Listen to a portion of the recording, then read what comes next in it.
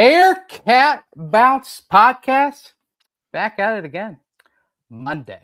That's right. It's Monday. Welcome back. Welcome back, Monday. Monday where we're going to dive into some fun things. Monday where some of the fun things are going to be something that we won't really dive into, but the main thing that we're going to dive into is the most fun thing that is happening in less than a month, and that's a little bit of a diamond, a little bit of a baseball, as you will. We're going to talk a lot about that. Then we're going to have to chase that down with the other talks about what happened in beautiful sunny Arizona, the location that was tough for the basketball program. We're going to have to dive into all that. But it's a Monday. You know what, guys? I missed everyone. So it's a Monday where I'm going to be able to come back and hang out with the crews, hang out with the squad, hang out with everyone fully assembled. It's a Monday as well where we have a former field manager of the Green Bay Bullfrogs with us, of the Wisconsin Woodchucks with us, former all-conference pitcher for St. Norbert College, took them to the 2003 Midwest Conference Championship. You know what? We're going to talk about that as well. But without further ado, it's time to just bring everyone in. So I ask Aaron Smith, Chad Brendel, and Coach Jordan Bishop. Gentlemen, how are we? I'm great. You were gone? I was not gone. I was always here, forever present. But yes, we're back. Didn't notice. Sure. I'm good. Enjoying the snowed-in life. We've done some elevated basics here at the Brendel house for dinner over the past 3 days. Diet Mountain Dew, nice. Yep. I'm going sponsor material tonight. Little Cincy Light. Okay. No free ads. You know, no free ads. Yeah. I mean, it's not free. They pay for it. Like it literally, they pay for the ad. Diet Mountain Dew is not paying for any ads. No. They need to start. I mean, we haven't got that done yet, Coach. They sent me a cooler last year, which I did appreciate, and I'm good at emptying coolers as it is, so an empty cooler didn't do me any favors. So I got the cooler, so now they start sending the Diet Mountain Dew. I don't need ice with it. I'll take care of it with the cooler. So we're making steps here, but this hair is going to be a lot more gray before I get that stuff. No, we went homemade sloppy joes on Saturday. They were really good. Used a recipe from Meat Church. If you're not down with the Meat Church YouTube channel, I would check it out. It's very, very good. And then last night did some homemade chicken enchiladas, even made our own enchilada sauce. Oh, wow. Homemade from scratch. And then tonight, spaghetti and meatballs. Wow. So. Wow. Homemade meatballs, or we just talked? These were store-bought, but they were like the higher-end store-bought. So they at least had some flavor to them, a little seasoning to them. So that was good. You say higher end, we're talking like Target over Costco or Target over Walmart, or what are we looking at there? They were Kroger. They were Kroger brand. Or Mel. High end. Yeah. They weren't in the freezer section. They were in the meat section. Is that because Italian the freezer style section was all sold out after the huge rush on things, so you had to pony up? Oh my gosh. I had to actually stop and grab something on my I took Kelsey out for a minute tonight. Stopped at the grocery store on my way back. They did not have milk. The entire milk luckily I wasn't going for milk. I was going for garlic bread.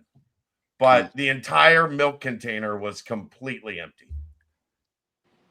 They had Do you garlic think bread upstairs still? at my house right now, Katie, my wife, is rolling her eyes that I just ditched her family to talk about your spaghetti and meatballs? Probably. Wouldn't be the first time she rolled her eyes at me. Let's talk baseball. Aaron, you're getting skipped. We're going to talk baseball. No, I'm just kidding. Won't be the last time she rolls her eyes at you either. No, correct. Tonight. Yeah. Numerous times. Aaron, how are we, bro? I'm good, man. We're surviving out here. The ice out here in Athens is it's pretty thick, but we had somebody come out and grate the driveway with a tractor today, so we're making it. Gravel is a little different than concrete. You can't really shovel gravel. Fair point. Have you tried? Did you give it a whirl? No, No, man. No.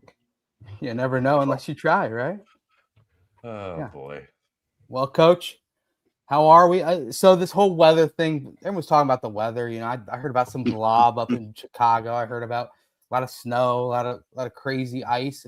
But you're well averse to this. You're what? You got Green Bay in your blood. So is this kind of just another walk in the park for you? Yeah, I've been around it long enough to know that I hate it.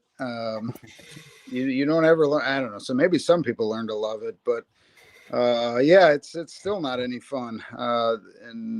Yeah, I don't. Yes, I guess I'm more acclimated to it, but it doesn't mean I enjoy. I probably despise it even more because of that. But yeah, we're 2 weeks into practice, and looking at the 2 week forecast, I wouldn't expect swinging out to Bearcat Field here to see a baseball inter squad anytime soon. Dang on it.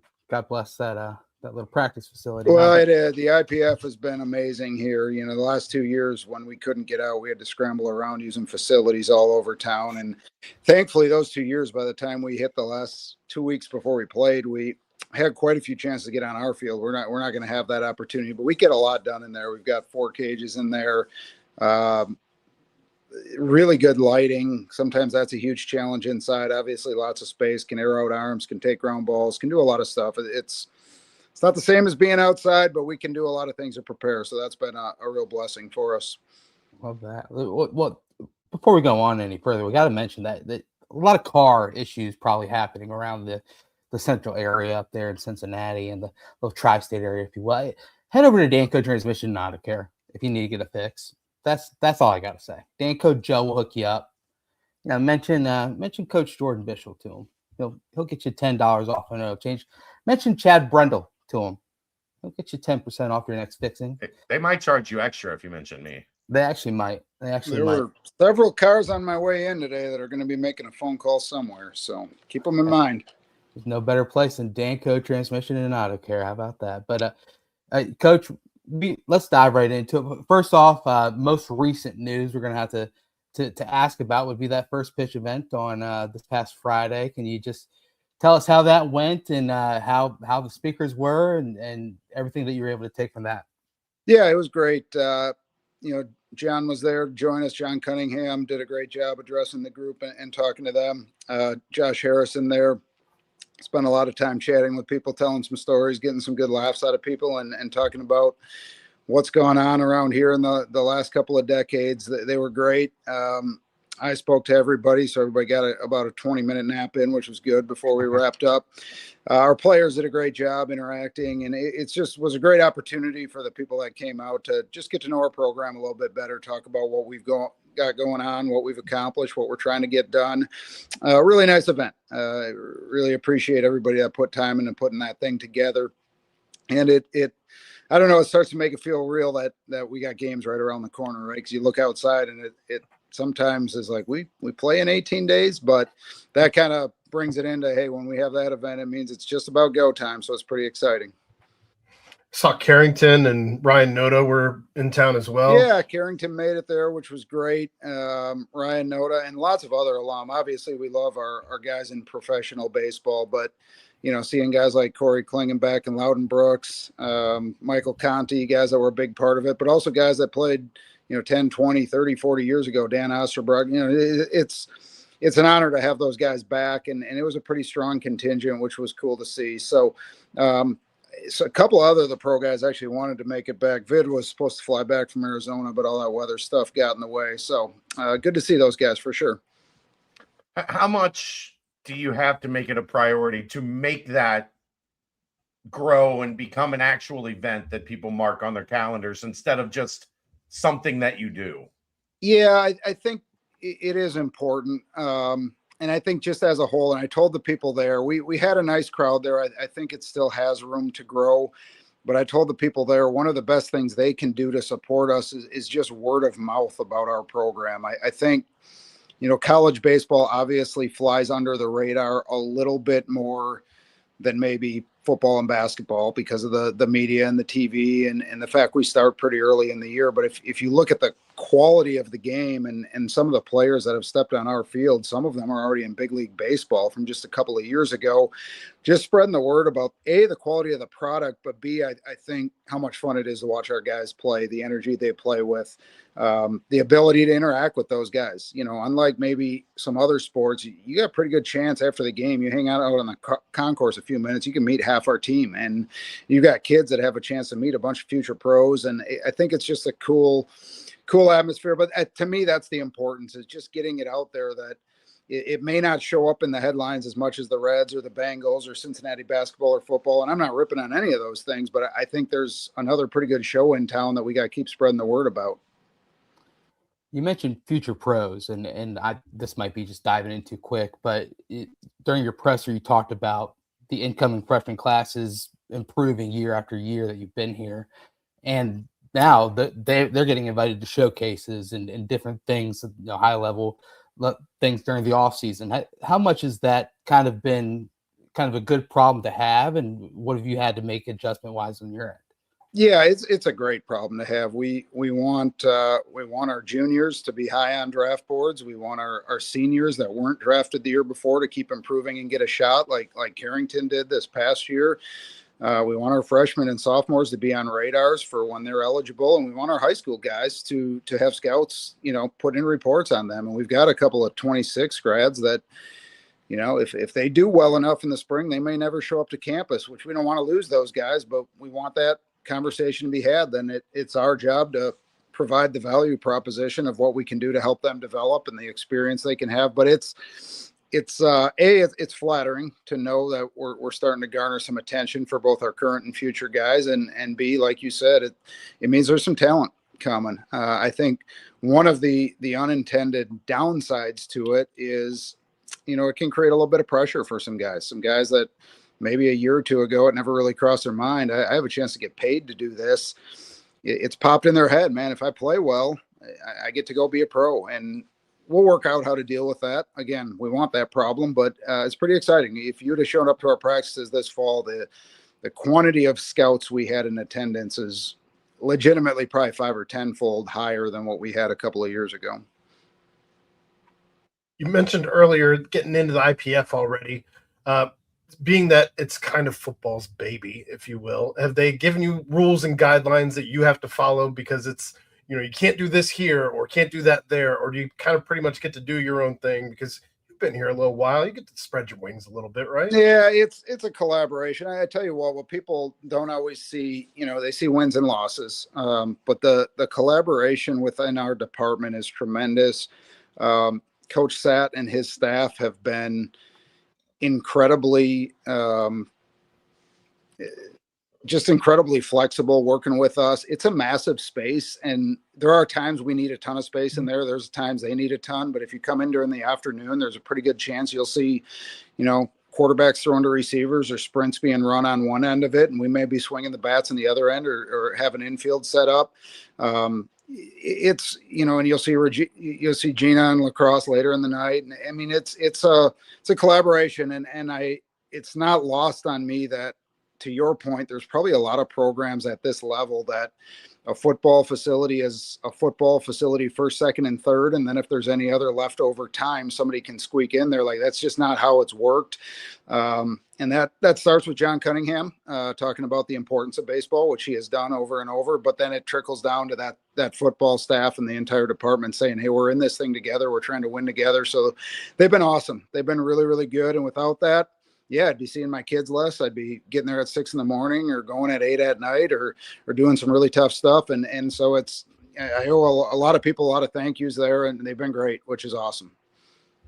Now, just to follow up on that, just to follow up on that, are you limited then just to the actual practice area, or do you get? I'm assuming you get to use the rest of the facility as well, as far as cafeteria and rehab and all of that? Yeah, the dining facility is for all athletes. That's been great.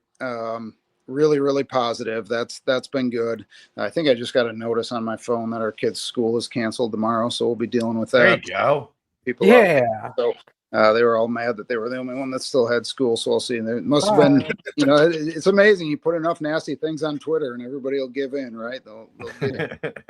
It's like a low of 0 tonight. I would have gone shirtless to school in Green Bay, but shorts Genuine and question, t-shirts. real fast.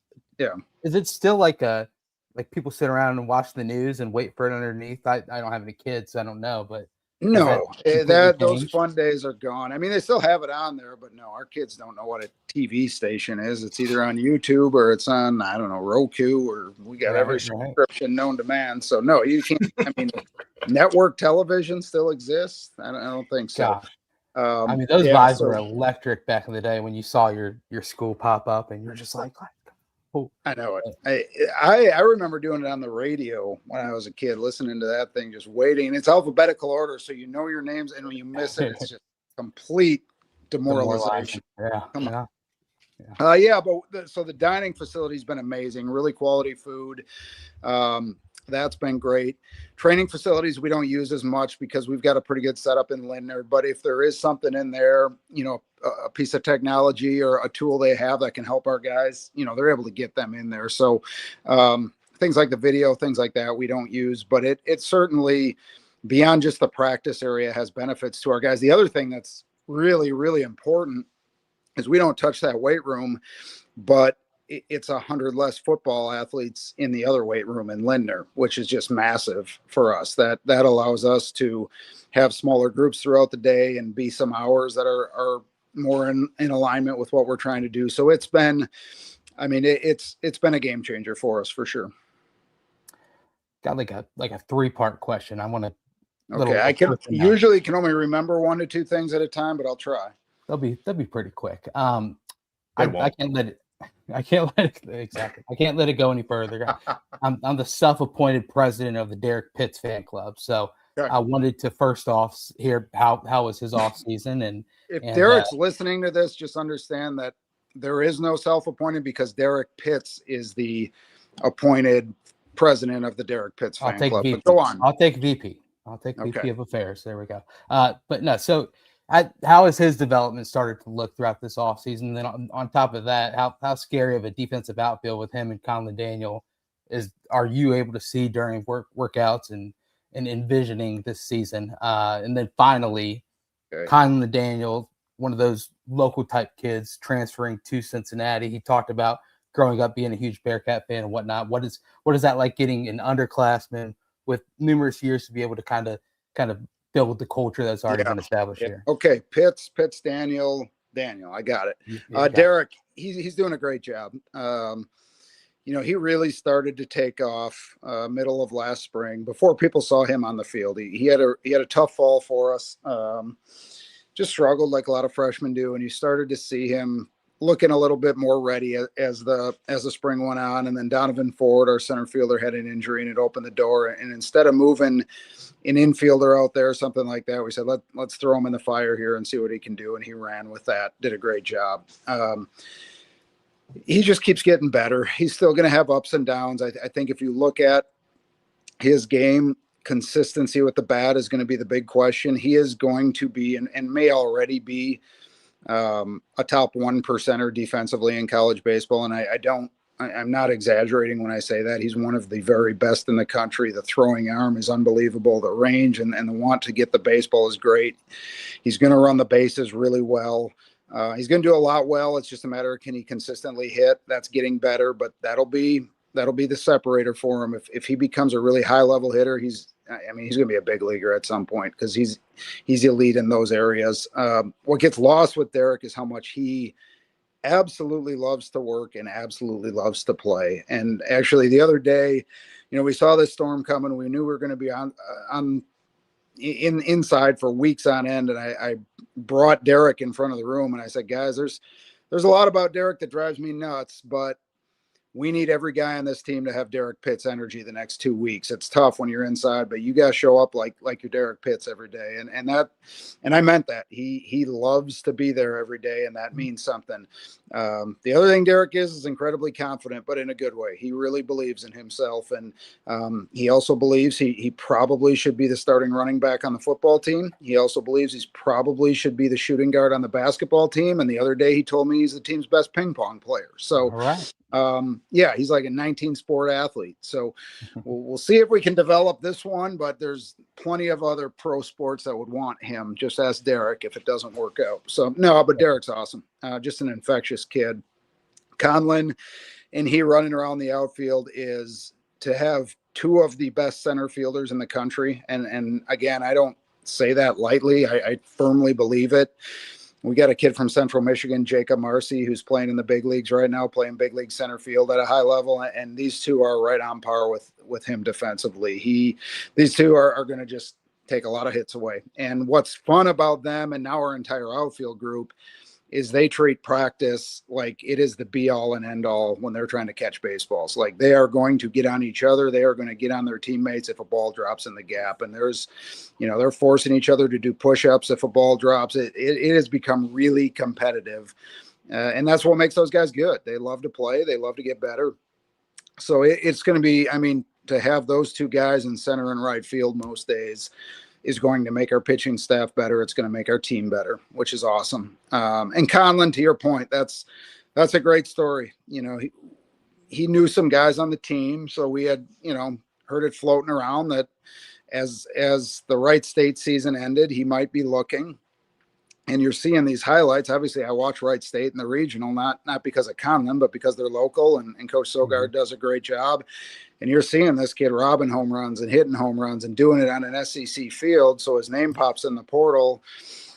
And 3 days later, he's committed to us. He came to campus and he said, I already thought playing at Cincinnati would be amazing. His dad played there, which is obviously huge. But he said, I've always wanted to go to Cincinnati, but with now what your team is doing on the field and the guys I know and what they say about the program is just where I want to be. And so he does that on his visit. And this is like legitimately 2 days after he goes in the portal because he's local. And I'm sitting here like, this guy's going to come here, but I also know what's coming next, which is he just kicked butt against Vanderbilt in a regional. And sure enough, the calls came in, LSU and Vanderbilt and you name it. And he didn't even take a visit to those places. He just said, I got my spot. And yeah, that's huge for us. I don't know if Conlon will hit first or ninth or if he'll be an All-American or an All-Conference player, but he is an amazing young man. He's an incredible athlete. He's local. He's got bloodlines with our university and our baseball program. And for him to just say, this is where I want to be. Yeah, it means a lot to us. And you're seeing it show up every day. He just loves being here. Again, infectious personality. Those two guys they're really, really fun to coach. That's awesome. Ryan Royer, how are we, man? Good to have you. I'm good, man. I'm good. It's good to see you, Coach Bischel. Good to see you as well, Ryan.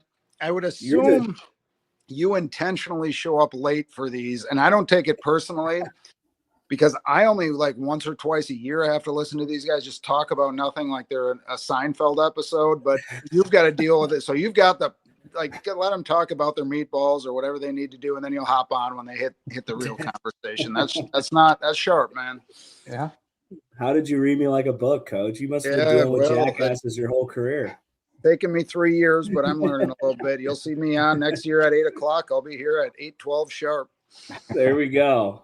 No, I apologize about that, Coach. Dealing with some weather issues at the house, but hard to imagine. Yeah. But yeah, I just wanted to highlight you're mentioning that guy coming in, just like the fruits of your guys' success the past couple seasons. Is that something that you feel has really, peaked like in this off season? Yeah, it definitely,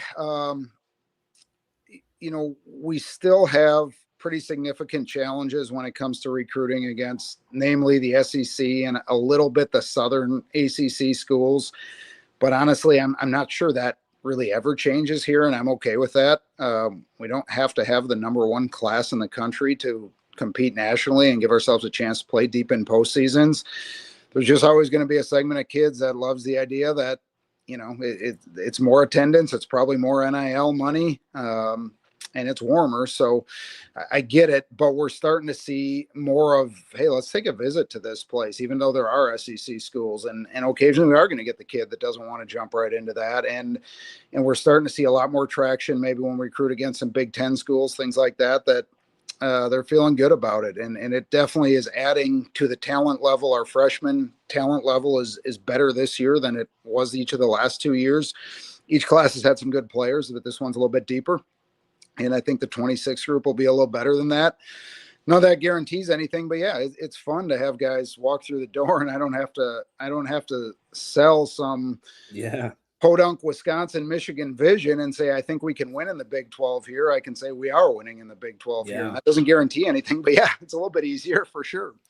Success is one of the greatest recruiting tools. Yeah, for sure. And quite frankly, we want it to be a recruiting tool. We want kids that want to win. And to some extent, 2 years ago, if the best players would have committed to us, I would have wondered a little bit about their competitiveness. I believed in what we were going to do, but why would a kid pick Cincinnati over a program that was consistently playing in the NCAA? And that's no slight against Cincinnati, but just the nature. If you really want to win, go somewhere that wins, right? And if you, So, and I think now we're seeing some of that. We're getting some real competitors. Yeah, and you were alluding to like that culture in the outfield. I'm sure that culture is spread, through all the position groups, and that's something that I think is huge. I experienced that a lot when I played football, when we went on the 5-year playoff build. Is that something you feel that is really player led, or is that something that you kind of instilled first couple years and now it's really growing? Yeah, I mean, certainly it's a priority for us, but it's what the players will take on. Obviously, I thought it was pretty cool at our first pitch event the other day. Somebody asked Luke Sefcik about the culture of our program. And Luke's in his 5th year with me. He was with us 2 years at Central Michigan. He's got an interesting story because he redshirted a year at CMU. Then he started a ton for us and was all conference. He's come in here and at times been an everyday player, at times part-time player, at times injured. Like, he's kind of seen it all, right? And he said to whoever asked the question, he said, I firmly believe that this team in its 3rd year of what we're trying to do here is more connected, more bought in, harder working, more into this thing than it was in year 4 or 5 at Central Michigan. And he wasn't ripping on anything Central Michigan, but it was really cool to hear, like, I trust this kid and he's in the trenches and he believes in his teammates and what they're seeing. So yes, are we trying to instill it? 100%. Does it matter if the players don't believe in it and buy into it? Not at all. As far as the talent level increasing that you're able to recruit in and lock down, have you had to take a step back and try and see if you need to have a different schematic approach or a different approach in general when it comes to, okay, well, I have this luxury now of an attribute in my players that I might not have had coming up through your other coaching ranks? Yeah, I mean, definitely a different approach than Central Michigan. When you would go to more national type events there, you knew there was going to be a cross section of guys that you just didn't have much shot to recruit, and we didn't really fire away at those. Probably didn't recruit at as many national events there were here. I think from the start we've tried to target those kids. I think if you ask, Coach Sheriff, Coach Petaruto, and Josh Reynolds when he was here, how many yeses they were. I mean, they had to deal with no after no after no, but you had to try. And you're still getting a lot of no's from those very, very top kids, but you're starting to get a few more. Yeah, I'll take a visit. Yeah, I'm interested. And maybe a yes here and there. And so I don't think it's changed a lot from year 1 here, because I think that playing in the Big 12, you better try to recruit some of the best in the country. I think it's opened us up a little bit more nationally. I think our success has led kids in locations that maybe wouldn't have dug deeper in the past to dig deeper. We got a couple good signees coming from the Atlanta area next year. I'm not sure we would have seen that a couple of years ago. So it's a positive, but I don't think it's changed a lot who we're recruiting. Maybe just a little bit who we have a better chance to get. You have 3 pitchers that are coming back from injuries: Tommy Boba, Brendan Garula, and Bradley Coulter. Any updates on those 3, and if we could see potentially any of them throughout the season? Yeah, for Tommy Boba, it was really about this time last year. We were fully getting our arms around the extent of the injury. We had tried a couple of things to get him back, which means surgery wasn't until a couple weeks from now, sometime, I think late February, if I remember right. That is typically about a 14-month return to 100%. So he's a little ways out yet. He's doing well. He's starting to get on the mound. Saw him throw the other day, looked really good, stretching the arm out, but he's a little ways away yet. I think what we're trying to figure out with Tommy is, can he get back soon enough to make it worth using a year of eligibility, or do we file some paperwork to try to put him on a 6-year plan, which, in football, that's like half a career now. But yeah, 6 years is a lot for us, but that's kind of the decision is can he get enough mileage out of the year to make it worth it? Or do we push that out? But he's doing well. Everything's good. It's just, TJ is a long road back. Bradley was more like April of his freshman year. So he's been back for a little while, which is great because he was still pretty raw when he got hurt. He's back in the mix for some things. Now, he didn't have a great freshman year, and now he's had to work through a pretty big injury, but he's going to earn some innings for us. We'll see where it goes, but he's healthy. Everything's going well. He's excited to be back. And Brendan looks great. He started late fall facing some hitters, and that went really well. He's a little more recent out of the injury, so we're going to have to keep some eye on him, but I would expect Brendan to have as important, if not more important, a role than he had 2 years ago for us, which was pretty critical. What's nice is we threw him into some spots where maybe we gave him too much. He was starting some games. At first it was opener, but all of a sudden he's going 3 innings or maybe 4 innings, which he did a great job of, but just not, he's a soft lefty that once around the order is going to be great. And I think we're going to be able to put him more in that role, but incredible leader, incredible competitor, really, really, really valuable to have him back. I think one thing it does for these pitchers that have that major arm injury is it changes their mentality a little bit and sometimes makes them a lot stronger mentally. There is a clear path back from that surgery, but it is a long and grueling and lonely path, right? Just rehab. You're throwing 30 feet. It's like a baby learning to throw for the first time. And they've got to be dedicated to it day in and day out with no real rewards for a long time. And I think it gives them some perspective, leads them to really appreciate it. So those guys all have, really grown up through that process, which has been fun to see. How does that work when you're bringing it? Oh, go ahead, Aaron. Go ahead, Brian. All right. Okay. Never. I was just gonna say, when you get these guys coming back off the mound and they're doing their first live throwing on hitters, are you throwing them out there to your top 3 guys, or is it kind of like, middle order, bottom order guys trying to build up some confidence, or you feed them to the wolves? Yeah, I think we're like Garula. That kid believes in himself. He got a lot of outs at this level. I would think, I don't even remember who he faced, but I wouldn't have been afraid if he was facing Jack Natilli and Quentin Coates right away.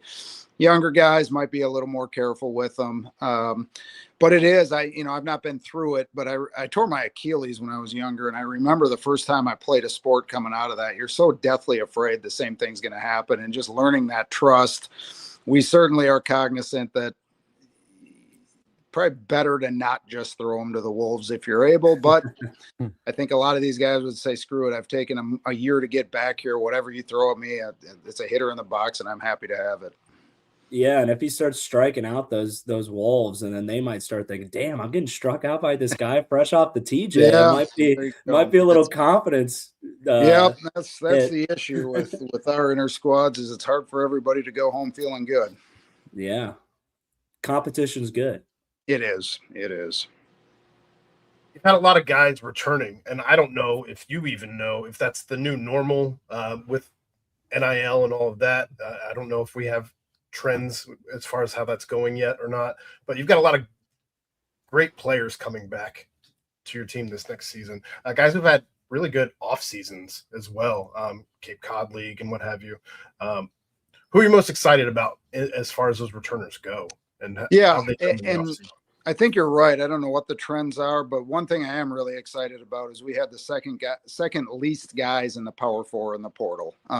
So our attrition was seniors and draft picks for the most part, and that's what we want it to look like. So that I feel really good about.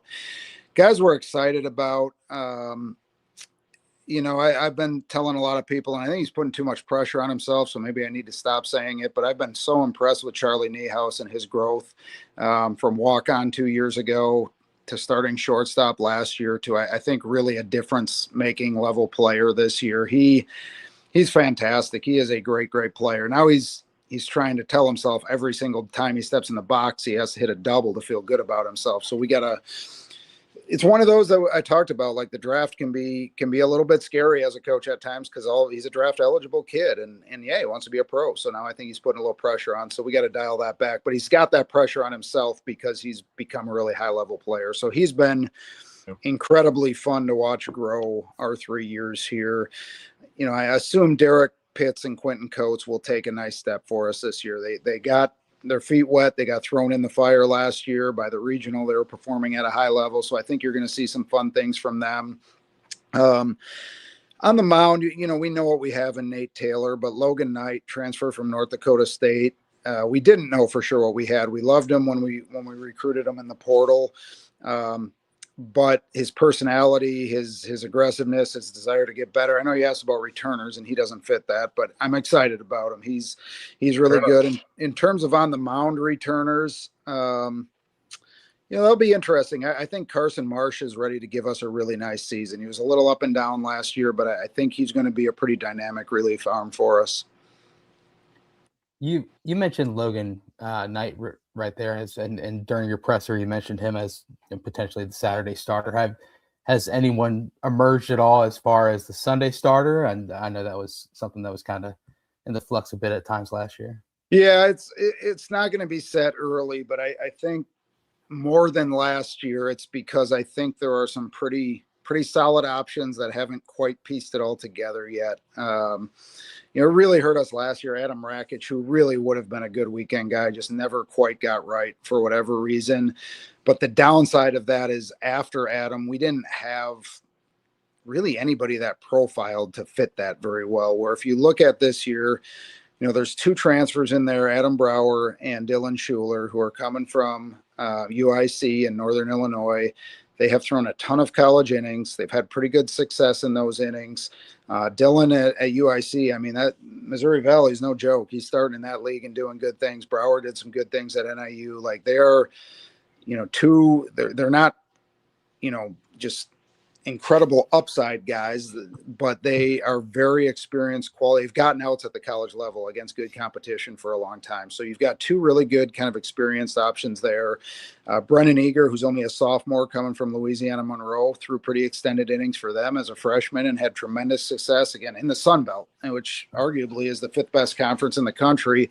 I think he'll be more of a relief guy, but he showed he can give some length last year. And then you have 2 freshmen, Connor Blue and Chad Brown, who, and I'm careful when I say this because it doesn't necessarily mean the same trajectory, but on whatever we are, January 26th, Connor and Chad are 100% better pitchers than Nate Taylor was on this same day 2 years ago. Now, again, Nate improved a heck of a lot from there, but they're more consistent in the strike zone. Their off-speed pitches are more developed. They're just more polished for that age. Now, where they end up as the year goes, I don't know, but it's far from, just a wild hair to say they couldn't be quality 5-inning Sunday guys. So you've got like 4 or 5 guys that I think legitimately could be 5 good innings every single Sunday and feel good about it. Potentially maybe one of those guys every Tuesday, which we've been a long ways from the last couple of years. So now they got to go do it. I understand that, but we feel good. There's some real possibilities there. Nice. You've had some freshmen step up for you last year. You mentioned, Quentin Coates and Derek Pitts. Is there anybody who you think is going to emerge in that type of a role this season, starting out? Yeah, fall practice means anything. Enzo Infelice is going to find the field a lot faster than those guys did, like the first weekend. He absolutely hit all fall long. He's got to develop as a catcher a little bit. We're trying to figure out secondary positions a little bit, but the way he swung the bat this fall was no joke. Produced at an incredibly high level. And we kind of knew that's what we were getting coming out of high school. He's always hit. He continues to hit. I think he will hit. He's got a great work ethic, a really even keel. Now I get he's a freshman, so there's going to be ups and downs, but he hits and he's going to hit. Just a matter of how long it takes him to settle in. But that's a name you'll see on the lineup card a lot early. I mentioned the 2 freshman pitchers. The other one with the bat that is going to see the field a lot is Jackson Reardon. Probably some at third base, maybe a little bit of shortstop, could play second if we need, but he's going to be a really, really high level player here. Now he's got some competition. Charlie Niehaus, Jackson Smith transfer, Christian's really good, Luke's really good. Like we've got some options there, but he has improved so much since the start of the fall that he's forced his way into the lineup conversation. He's going to see at bats early. Those 2 guys, I think, will really, really help this team. I think they'll be a big part. And then I mentioned the 2 guys on the mound. Those 4, again, I think they're more polished today than any of our previous freshmen were on this day 2 years in the last 2 years. That's awesome. That's awesome, Coach. It's crazy we've gotten this far without even mentioning Jack Natilli once. I'm going to do it right now. We have a Jack Natilli. I think he's hidden somewhere on the depth chart, I do believe. But yeah. I mean, first off, you mentioned it in a couple different avenues, but having someone with the ability to come back for his second year in the program, just continuing to push that culture forward, because obviously anyone who knows Cincinnati baseball the last handful of years, it's a lot of culture based. It's not your normal baseball team. It's a different level. What has he done in that approach to kind of bring that together off the field, as well as what he's been doing on the field, because he's a beast on the field? Yeah, I mean, that one of the great things about Jack is that's exactly how we would want it. He doesn't want us talking about him. He'd say, talk about my teammates. He's really unassuming. He doesn't really want any attention. At times, I don't think he realizes what a good player he is. This fall, couple of days, a lot of scouts out there to see him, and I think he put a lot of pressure on himself. I pulled him aside. I'm like, Jack, these guys are out to see you because you were one of the best hitters in the Cape. Like that's all the best guys. And you look at your numbers, like he's still learning how good he is, I think. So he's pretty unassuming. Now, what we challenge him with a little bit is being vocal is not really, he just wants to be 1 out of 9, which is fine. Like we like that, but when you're the catcher and you're arguably the best player, yeah, there's going to be a lot of eyes on you. And so kind of challenging him, increase the energy and be a leader that way. And it's been fun to see that. We were throwing live to hitters in the cages the other day. So there's no base. It's just, a mound, a hitter and a catcher, and they're going at it. And he blocks an 0-2 pitch in the dirt, and he hops on that thing and just lets out a huge, I don't know what he screamed, but just roaring and just the energy from that. We were doing a base running drill the other day, and it was mostly just conditioning, getting some turns around the bases, but scoring from second on a hit. And everybody, as they were coached to do, are letting up at the end. We're just trying to get him in shape. And he sprints through home with a hook slide and a head first dive through home, which it took him, 3.5 minutes to run from second to home because he's an absolute plow horse. But he slides in head first. I mean, he's cheering, and just like little things like that a year ago he's still feeling out, like, where do I fit in this thing? And now he knows who he is and what he's all about, and he's having fun. And he's come from Rutgers, and Rutgers has done some really, really good things over the years, but probably, I don't know, more serious but probably not as much encouragement to have fun as we've had. And I think it's taken him a bit to loosen up and be like, hey, I can just go enjoy myself. And it's been cool to see him come out of his shell as we go here. Same thing. He's going to put some pressure on himself early. He's got a chance to, I mean, he could be a first round draft pick. That's not far fetched. And so, there's some millions that could be at the end of this season, and he's got to learn to just trust himself and play, but that'll happen as the year goes on. I have a transfer portal question. Yeah, I don't know if I have an answer, and the rule will change by tomorrow, but let's do it. Is there anybody in the minor leagues you're looking at? No. That is really, I mean, we can all laugh, but this is really interesting stuff. Like where this lands, I have no idea, because you got a couple layers. If we have one of our high school kids sign in July, can he come back after 1 year and have 5 years left? Can he come back after 6 years and his clock hasn't started? Can he, get 800 minor league games in and come here as a 24-year-old freshman? If so, we got to encourage those guys. I mean, But on top of that, Vid played here 3 years. He's got 2 years on his clock. If at the end of a year, he's just like, minor league baseball isn't for me, I want to play my senior. What would stand in there that they couldn't do that in relation? And I'm not saying they should, but I'm sure we're asking the question. We don't have the answer yet, but is it the amount of signing bonus that I don't have? I don't know. I hope everybody gets their arms around it. As much as I'd love to have Landon Vitterick back, I just don't think that's how any of us wants this to work. So I don't know. It's I'm not here to criticize. I just know it's pretty messy. It's messy, but look, your job is to win baseball games, right? Well, I mean, 100%. If that's going to be the rule, we're not going to be out there, scouring the single A waiver. Sure. But certainly, if you have a great kid that for some reason it doesn't work out, and quite frankly, a lot of these guys with eligibility that sign for $100,000 or $200,000, it's not going to work out, and it probably is short-sighted to take the money. But they're 21 years old. That's what 21-year-olds do. There probably would be some guys that really fit. I mean, it's not going to happen with Josh Cross, but if God forbid he called me in mid-April and said, God, I don't like it here anymore, you need a guy for the last month. Well, hell yeah, we want him to come slug the ball out of the ballpark.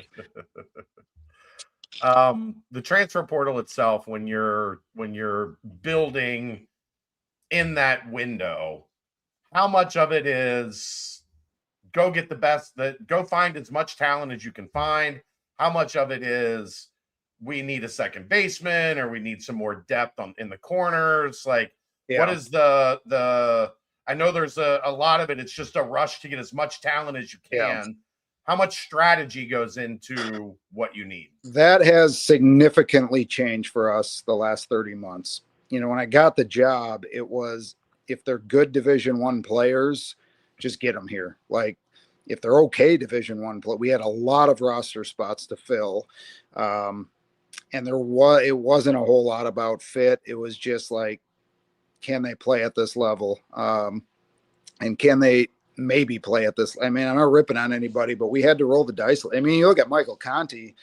Now, he had a great senior year for us. He came from CMU, but in all honesty, he was either going to end up at a really good D2, maybe a very small D1, and then he ends up in the Big 12. Now, he did great. This is how unpredictable this thing is, but he was a healthy arm that I knew what to expect and knew it through strikes, and that was enough to get him a spot where that's changed a lot. Like, when we went into this last cycle, positionally, we got pretty darn specific. We knew we needed a middle infielder, which we got in Jackson Smith, and that was really only our only real we need.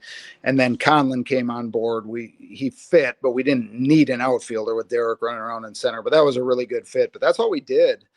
Position player in the portal. We were shorter on the mound, but we were able to get a little pickier on the mound, where we started to really look for track record. If you look at the guys coming in, they've recorded a lot of outs. It wasn't flyers. It wasn't guys with upside. It's a bunch of guys that got outs. I think when we get to next summer, that'll take another jump. Like, we're going to be, and fit is starting to be a thing we can look more at, because we don't need as many numbers. And so, do they fit what we teach in terms of their ability to throw strikes? Can they hold runners? Do they value winning? Have they been in winning programs? Why do they want to be here instead of it's just the Big 12, so they want to play? Conlon wanted to be here, which was great.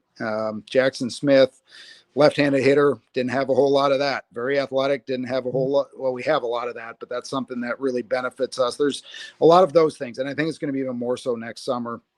What we do know, I'm not complaining about it, but the very, very top portal guys, they're probably not going to land here. The revenue share and NIL in the SEC is it's gonna crush us. So we're not going to get those guys. We can retain our own guys for less than the SEC would pay them, because they love playing here. They're invested, but a portal guy doesn't feel that right. He's not going to say, well, I'm going to turn down this money to go to a program of a coach I've never met. Our guys will stay for that, which is why the high school thing's so big. We got to get them really good, and then they're loyal to our program because they love it here, and we got to try to take that path to beat these top teams. So we kind of in the portal are looking at that second tier. Now, those guys can be really good, but it's not the very top players in the country. And so that's where we got to be picky and have the right fit. Is we want the second tier guy in June to be able to beat the first tier guy. Like, we're ambitious. We don't want to just say we win half our games. We want to get into a regional and feel like we can win it. And if we're doing that, you can bet the SEC showing up to that thing in every region, basically. So that's kind of our charge, is if they fit well enough, if they play our style, if they're invested in what we do and they really work, maybe we can pass the guy down the road that was valued a little bit more. The other big thing, I think, at this level, depth. Are you finally at a point where you're starting to feel like, and maybe not even all the way there yet, but finally at a point where you're starting to feel like we've got the type of depth that we're building towards, that if a guy, one of your top guys goes down for 2 or 3 weeks, that you're not looking at, man, we gotta avoid disaster while they're out. Yeah. The biggest one there is on the pitching side. And I mentioned it with Adam Rakich earlier. We felt like Nate, Kellen O'Connor, and Adam were 3 legit Big 12 rotation guys last year. And I still believe that. For whatever reason, it didn't work out with Adam. But if we could hit the rewind button, he could go out and be an all-conference guy. But when it didn't work for Adam, combination of injury, confidence, whatever it was, we really didn't have great options to step into that role. We had some guys that could fit certain roles, but they weren't talented enough and experienced enough to elevate. We had a weekend at Arizona where, on top of that, Kellen O'Connor had COVID and Nate had a little arm scare. So we went without our whole rotation. We got pounded all weekend. And that's always going to be the case. You don't go with your Friday or Saturday guy. It's going to be tough. But if that happened to us now, I'd feel more confident we could compete with some depth. It still would be a problem, but there are more difference-making arms on that staff than we had last year. And there'd be more guys that could fill in and really do things at a high level. Position player-wise, I think the depth of athleticism, we had some really good players positionally, but I think there's a few more really high-end upside ceiling athletes that, I don't know that our floor is a lot higher right now on the position side, but our ceiling has gone up. There's more guys that could really pop, be pro players, do those kind of things. You look at Donovan Ford in center field last year. He did a great job for us. He's a really good player, but 5'6", 7", 6'7", 150 pounds, whatever it is. Like, he wasn't going to get a lot of scouting attention. Where Conlon, he may or may not be a better player this year, but the ceiling is so much higher, younger and bigger and all that. So that's how I would evaluate it. So it's kind of a hard question to answer, because I do feel like we had some depth last year, but kind of the upside and the quality, maybe the youth of that depth. We've got some young guys that if they're thrown in there have more chances to grow than last year. Those guys might be a 5th-year senior that kind of tapped out. It's a different look to it. Agree. That was a long-winded answer. I apologize. No, that was a beautiful answer, I would say. I'm Okay. about long-winded. Donald Trump, a big, beautiful answer. Very beautiful answer, yes. Some say it might be the best answer ever. The best answer in the history of answers. Yep. Wow. Coach, as you take another swig of your tasty Diet Mountain Dew, the streets are talking that there's a big competitor out there for Diet Mountain Dew love, and you added him late to your schedule. Yeah, that was why. Yeah, is that why? Yeah, we got week 3 here. Roland Fanning, Austin P, 45 wins last year. Now, if they did a correlation table between heavy Diet Mountain Dew drinkers and winning, you probably see something there. Don't tell anybody, or they're all going to get off their alcohol and go to Diet Mountain Dew. But yeah, he got thrown out of a game a couple of years ago, and the clip showing him walk off the field. He's holding a 2-liter bottle. Now, my question is, that just for show? Like, is that 2-liter lasting 3 or 4 days? If it is, what are we really doing here? Right. But if that was cracked open early and it's half gone in the third, that's competition. So we'll see. But if there's one thing I am in the history of drinking Diet Mountain Dew, I probably am the best. I have gotten more accomplished in drinking Diet Mountain Dew than in the history of college baseball coaches. So let's clip that. We will clip that. That's the statement. Final statement. I appreciate that. And if they want to start sending it my way, I'll keep talking about how great it is. If not, Dr. Pepper's not that bad. Where's the cooler at? It's in the office. It's just artwork back there. My kids get on me. When are you bringing that home? But it gives me a story to tell when recruits are in there, right? I mean, all these other really sweet coaches are talking. They're so fancy, and and I'm just this old man with the gray hair. I got to have something fun to talk about. So That's a cool cooler you got back there, Coach. yeah, What is that's it? exactly. It's right next to By the my way- Disney World pictures. Oh, nice. By the way, congrats on your extension. We hadn't mentioned that at all. I'm really happy that you're back around, and I'm sure there were some calls that were made from other schools to try and snag you away. But congrats. Yeah, appreciate it. That a couple of things with that are pretty important to me. Our family just loves it here. Katie, my wife, and Luke, Parker, and Chase. We live up in the Mason Loveland area, Sycamore schools. The kids love it. They're thriving. Katie's got a great group of friends. She's happy here. We love living here. And if you enjoy your life, obviously that trickles into the professional stuff. I love working at Cincinnati. John Cunningham has been, I know he gets caught in the crosshairs a little bit right now, but he has been incredibly supportive. He cares about our student athletes. He's invested in baseball. Joe Lucky, our sport administrator. I can go on and on, but quite frankly, I just love working here and I love living here. So for me, selfishly, that part was really easy. Like God knows what the future holds, but I am in absolutely no rush to ever coach anywhere other than here. I really could see myself finishing my career here if they can stand to have me. That's going to be the bigger challenge. Is I'm kind of an acquired taste that they want to spit out at some point. But we love it here. It's so awesome here, and I think our program has so much more room to grow. I think we can do what we did last year. I don't know what the end result will be, but I think we can really be competitive every year and break through where we were last year a lot of times. I think there is that ability to do that. We saw it. Nobody ever thought Louisville baseball was going to be any good until they were. Nobody ever thought Vanderbilt baseball was going to be any good till they were. You can do it. We're a little north of that, but it's not that much different. So we can do a lot of those things, and that's exciting. But the other part that was incredibly important was John and the department and the university invested in our coaching staff, and they provided some resources that we didn't have our first couple of years, which was critical. When you win like that, your assistants are going to be very, very attractive, and there's going to be more work to do. As we grow, there's more things that need to be done. And so we were able to help the guys we already had, and then add some staffing and the depth of that staff. Again, I talked about our player development being key. You see it with our program. That's what we need to invest in. We're not going to win the revenue share competition in college baseball nationally. But if we've got a really quality staff that's passionate about player development, we may not have to. We can take talented young guys, and if they've got the ambition, we can give them some tools to grow. And I cannot be more grateful that our department and our university invested in our staff to make sure we're giving our student athletes a great path to development. Yeah, Coach, I got a big pause moment that I'm going to say, but I have acquired your taste, and I'm very pleased with it. Yeah, Mega pause, but call me in about 3 years. You'll see. So I wanted to ask you, because being able that you've been able to do so much with less. Going to the Big 12, you didn't really have Big 12 resources, Big 12 recruits, and that's all starting to grow. I know everyone talks about, Bishop ball and how you like to play the game and coach the game and how your team plays, but are there a couple highlights that you can hit on for what you can attribute like this, some might say surprising success that you guys have been able to have?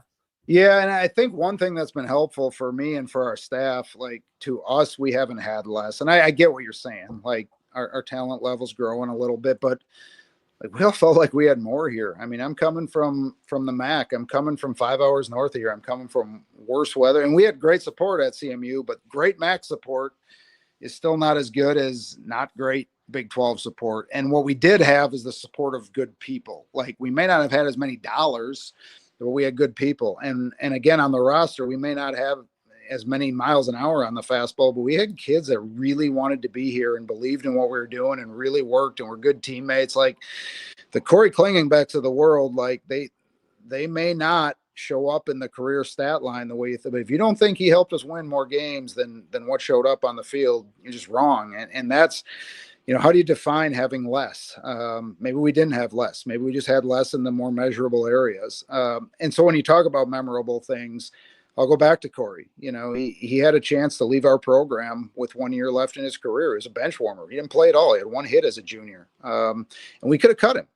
I love Corey, but he wasn't playing for us. What happens with juniors that don't play? They leave, right? For one reason. He comes back, he works his tail off, he gets good, he's contributing, ends up back in a bench role because we've got Jack Natilli tearing it up. Jack has a concussion against Arizona State.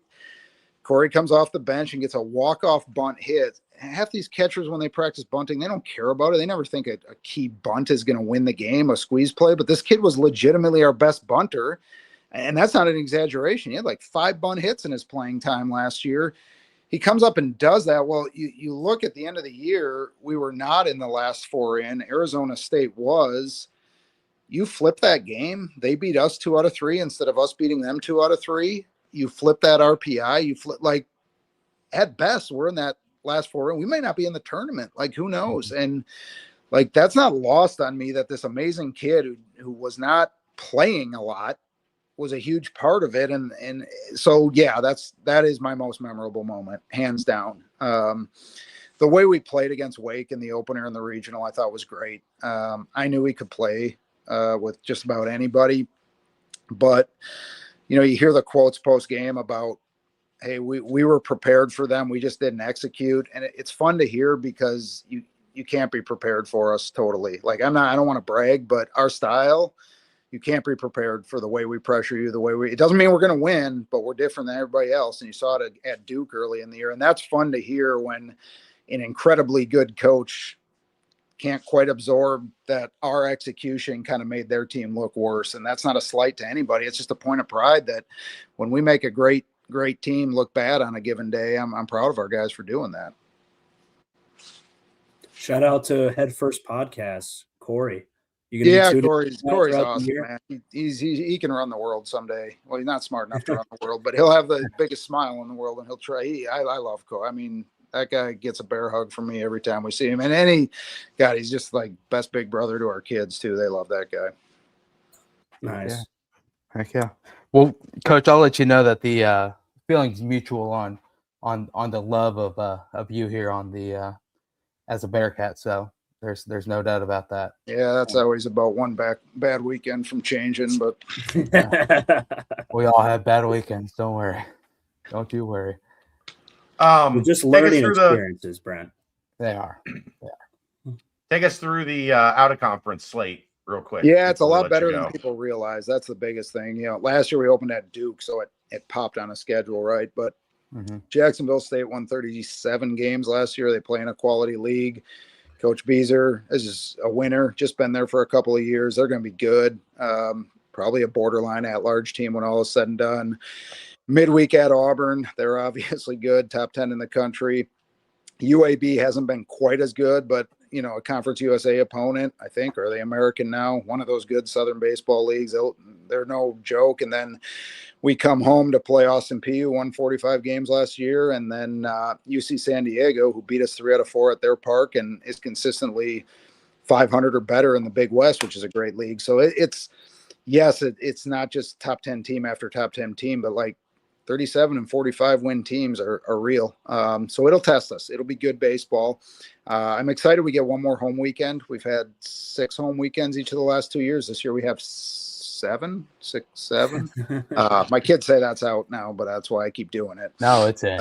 It's out? No, it's in. I don't know. Damn. I can't.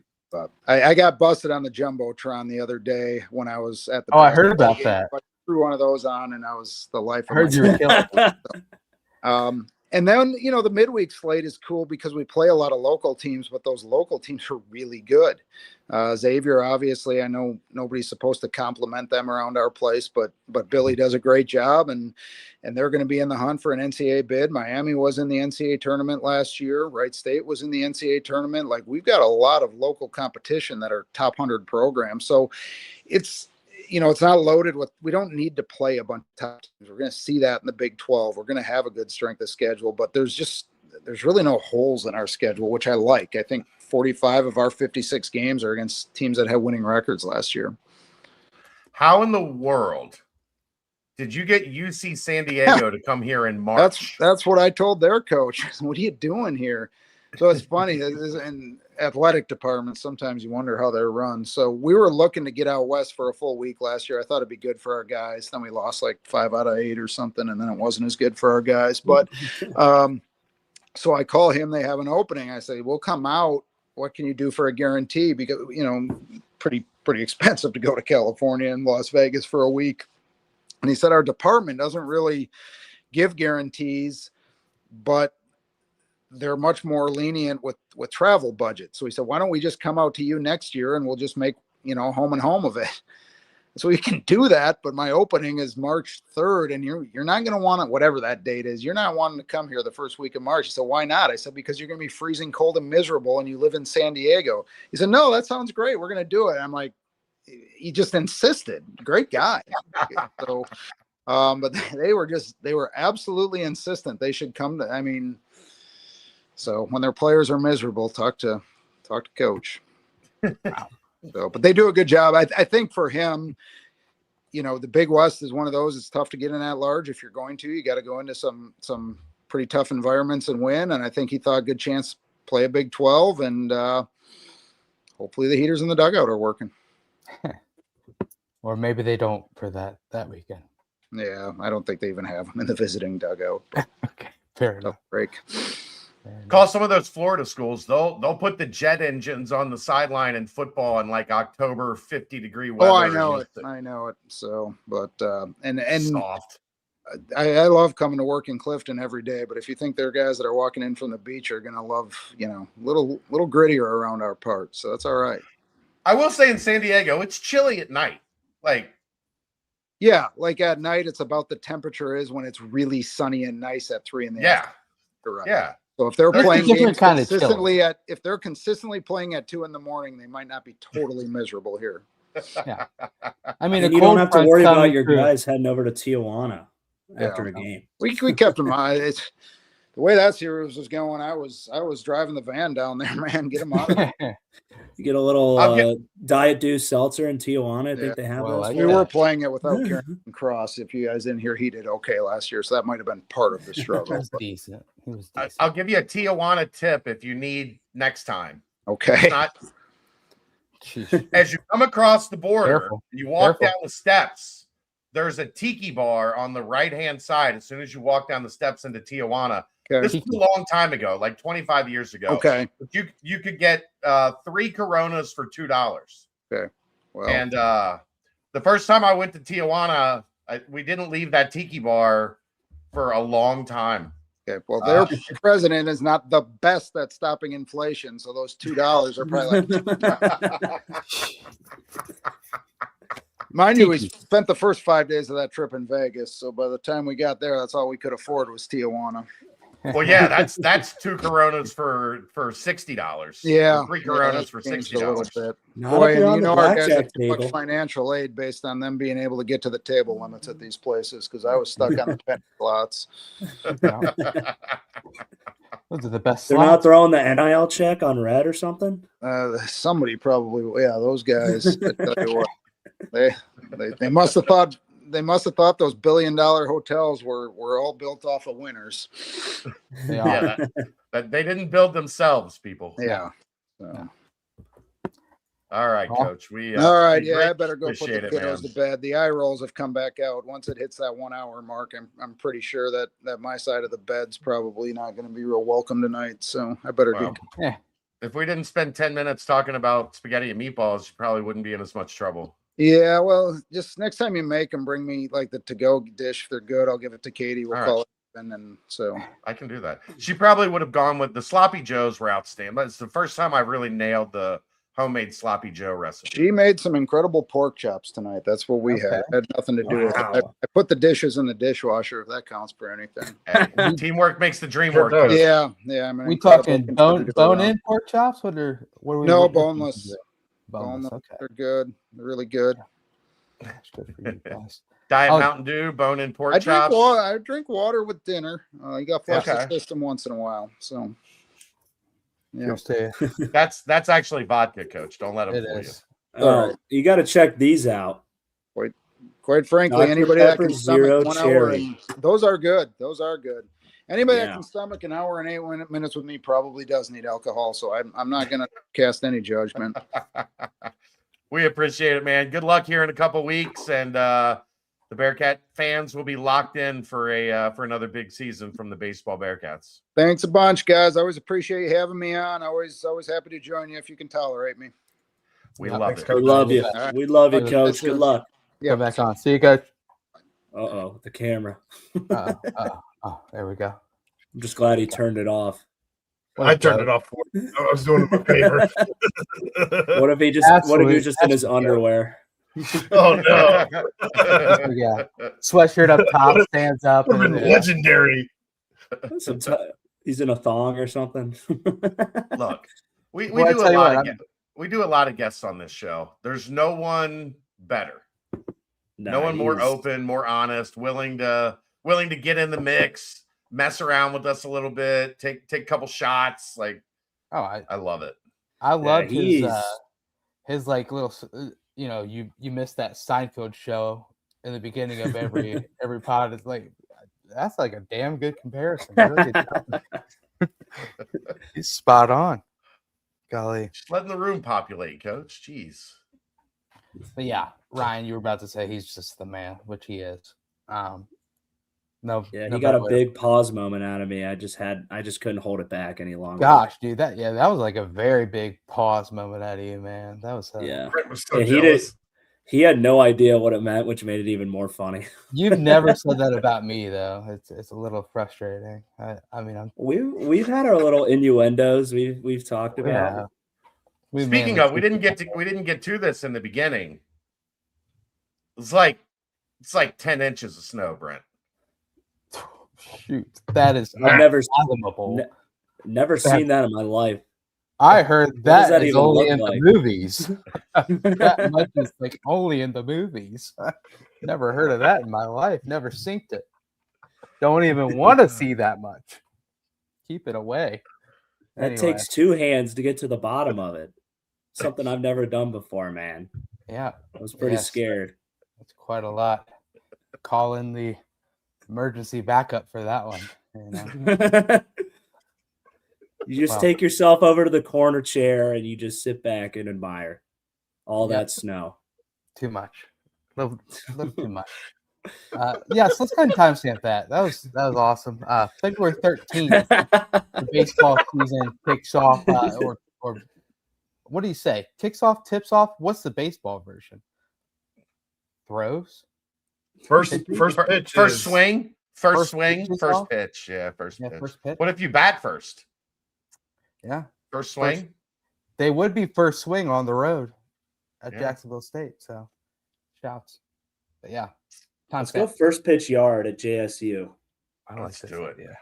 Quick Paper Supply, your local and family-owned restaurant supply company for all your non-food products. Quick Paper services over 150 restaurants with weekly low minimum next day deliveries, providing a wide range of food service products from to-go containers, cups, custom printed products, eco-friendly, and much more. They also have cleaning and restroom supplies for all your janitorial needs. Call Nick 513-470-2029 and reference Bearcats for 20% off your first month of purchases. I mean, like Jordan Bishop, man, that is a coach and a half right there. You can just tell coaches with that kind of mentality that come in and just want you to get the most out of you. You know, that's a hell of an approach, and obviously it's been infectious. There was this other coach. I'm gonna read a couple quotes that he recently had in a press conference. He said, "This is why things that we might draw up on a board in a huddle don't get executed sometimes because there isn't a commitment to listening, and we lack discipline in terms of listening to what some of the things that I am trying to get across to this team. My voice is not working with this group." And that's what this is a great example of. I have failed. We failed. I'm failing. I can't get through to the team in terms of just, the light at the end of the tunnel. It's hard to see a lot of light. That's some quotes from a coach. Well, Saturday, let there be light. Those are quotes from Bobby Hurley, Arizona State head coach, who, following the loss to West Virginia earlier in the week last week, Boy, Wait. So you're saying that a coach can say negative things about his team that can be motivating? I say there's Interesting.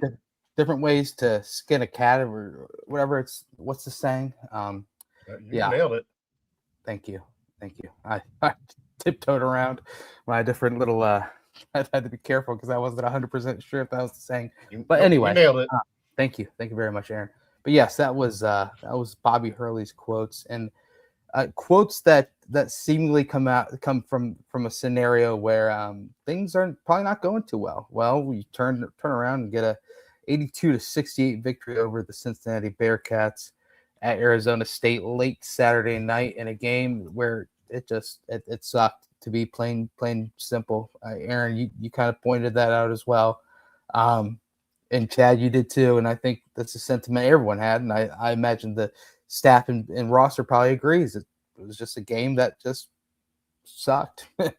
No better way to put it. And it was a loss, 26-point loss to Arizona earlier in the week. And I will agree, 26 points was not very indicative of the 30 minutes to begin that game at Arizona, but still it ended up being the third largest margin of loss, defeat in the Wes Miller era. And you follow that up with a 14-point loss, back-to-back losses, the largest point differential that in 2 games in the Wes Miller era. Things aren't good. Things did not go well in the trip to Arizona.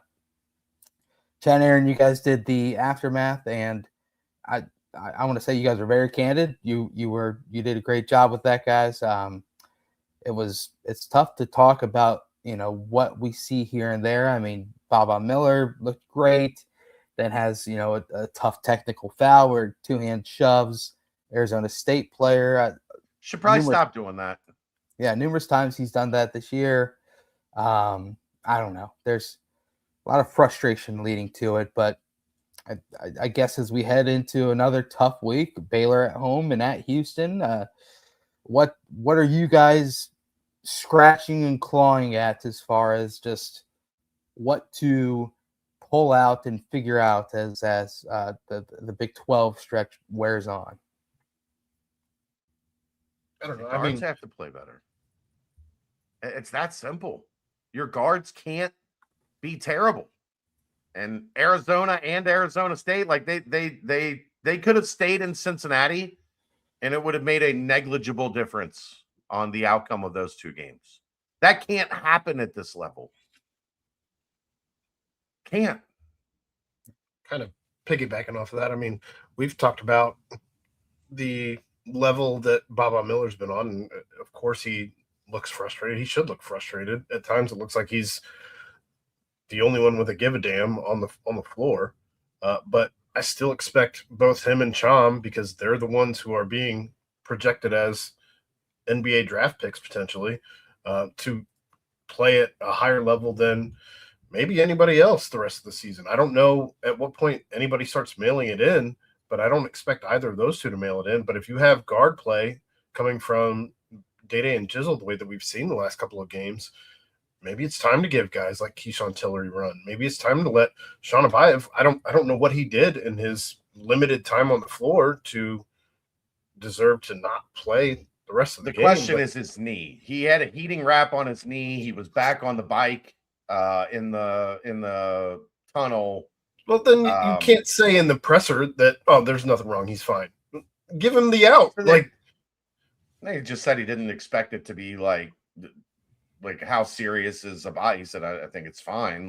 But in a game situation, I mean, if his knee's bothering him, that there's all the indication. Like, guys don't just go get on the bike in the tunnel to get some cardio in a basketball game. Yeah.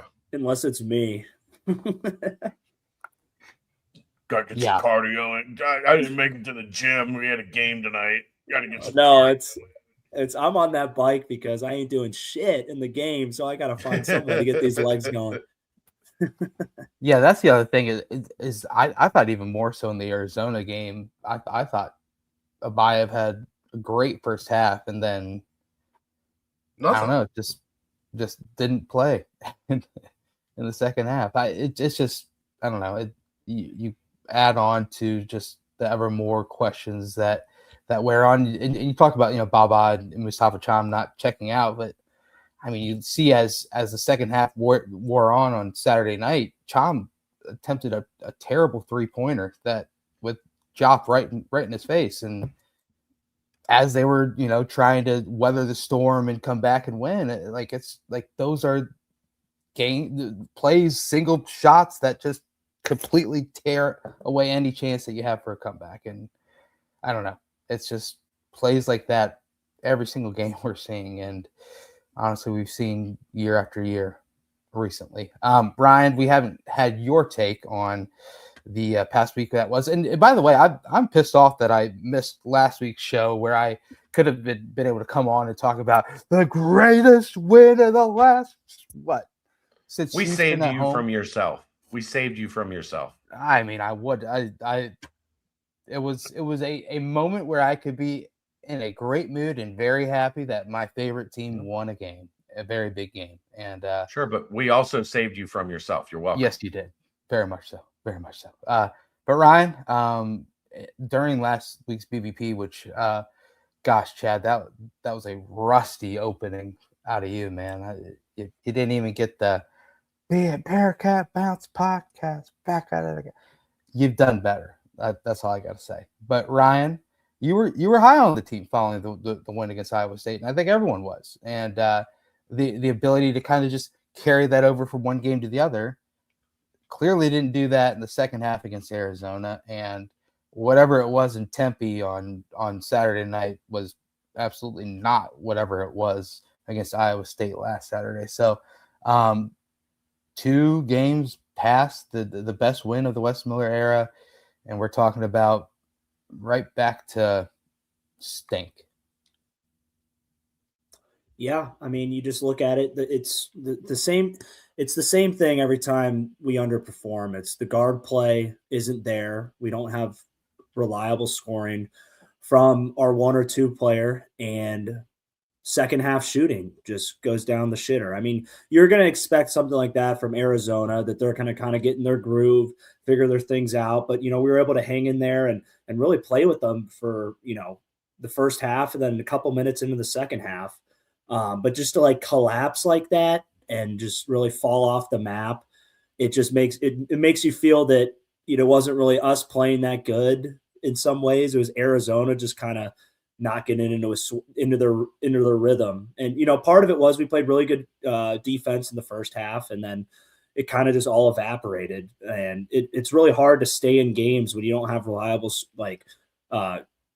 scoring from your guards. And it's the same thing. I know, Chad, you just talked about how poorly shooting the ball that Day and Jizzle have been the past 2 games. But that excuse doesn't really exist. I mean, if you want to call it an excuse versus Arizona, but then when you go against a really much lower quality team in Arizona State, and just, not being able to make the adjustments, not being able to hit the shots in the second half, and next thing you look up at the scoreboard, it's 12-point lead. You try to crawl back, then goes right back to the other double digits for Arizona State. It's just disappointing because it's a team you see them play versus Houston, you see them play versus Iowa State, and you see them in the first half versus Arizona. It's like there's capability, and it's just collapse after collapse in games that are going to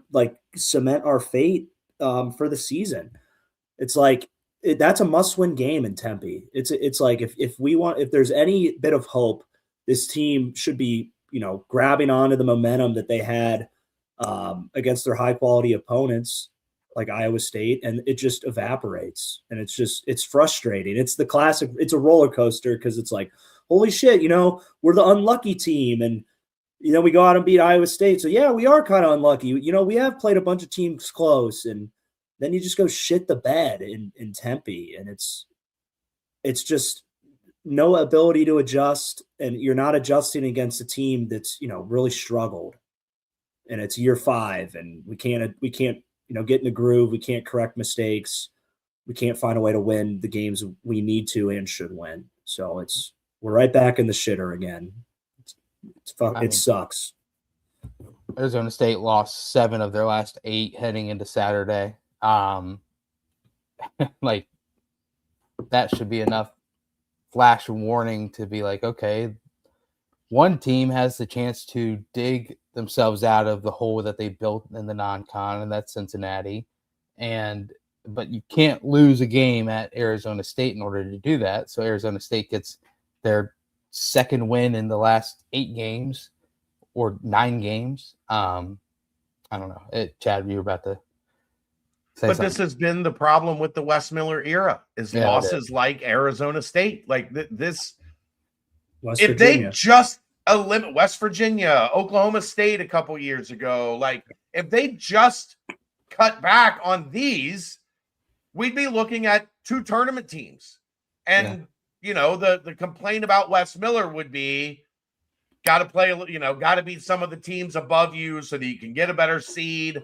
But instead, every time they end up in one of these situations against a West Virginia and an Oklahoma State, there's a couple others that Kansas State last year, losing twice to Kansas State was laughable. That wasn't a good team. And every time they get to one of these points where they could have got to 3-4 in the Big 12 on Saturday, and then you beat Baylor at home. Now you've beaten Colorado, Iowa State, Arizona State, and Baylor in your last 5. You've won 4 of 5. Like, you're even in the conference, and you feel like going into the second half of conference play, you've got some momentum. Yeah. And instead, you lose to Arizona State. Baylor's not good, but Baylor's as talented, if not more talented, than Cincinnati. Carr and Yosefu would be the 2 best players on Cincinnati's roster. Maybe you could argue Baba somewhere in there. But they, of the 3 best players on the floor, 2 of them are going to play for Baylor. Mm-hmm. So now you're, you're 2-5, and that might be 2-6. And then you got Houston coming up, and that's 2-7. And now the thing's completely off the tracks. All you had to do was win at Arizona State. That was the only necessary accomplishment on this road trip. Play Arizona tough, which they did for 30 minutes, and then beat Arizona State, get on the plane back to Cincinnati. I still don't know if they're back in Cincinnati, by the way. Streets are talking.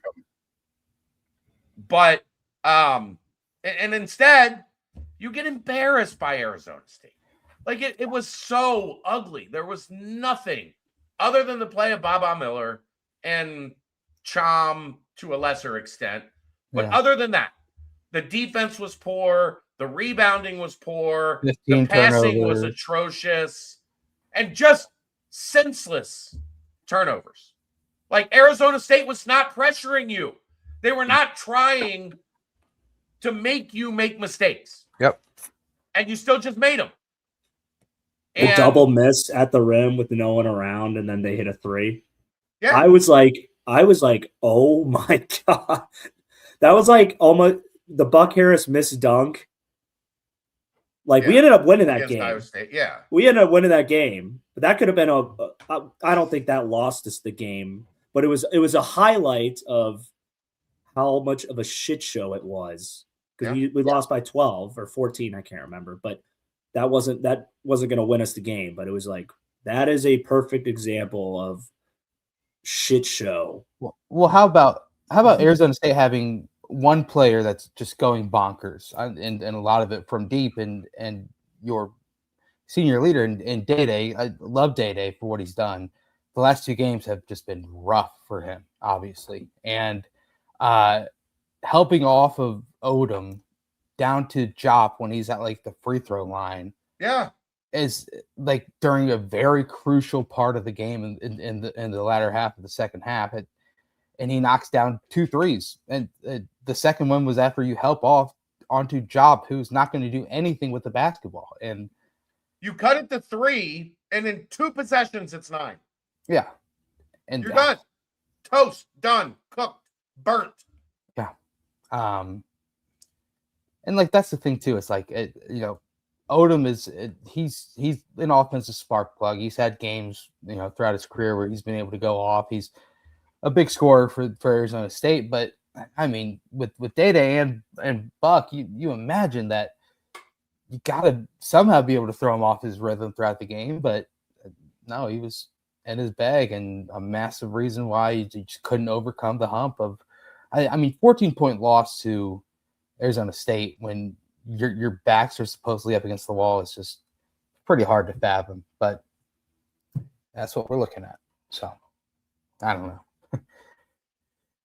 Tough because it's like you said, it's Baylor, and then you've got West Virginia and UCF at home back-to-back games, and then a winnable game at Kansas State, and then another home game against Utah after that. Like the door was wide open to like really get some forward momentum going, and then now instead it's the fan base is frustrated again. Like all the grace and momentum built from one singular massive win against Iowa State, and then of course the win against Colorado earlier in the week.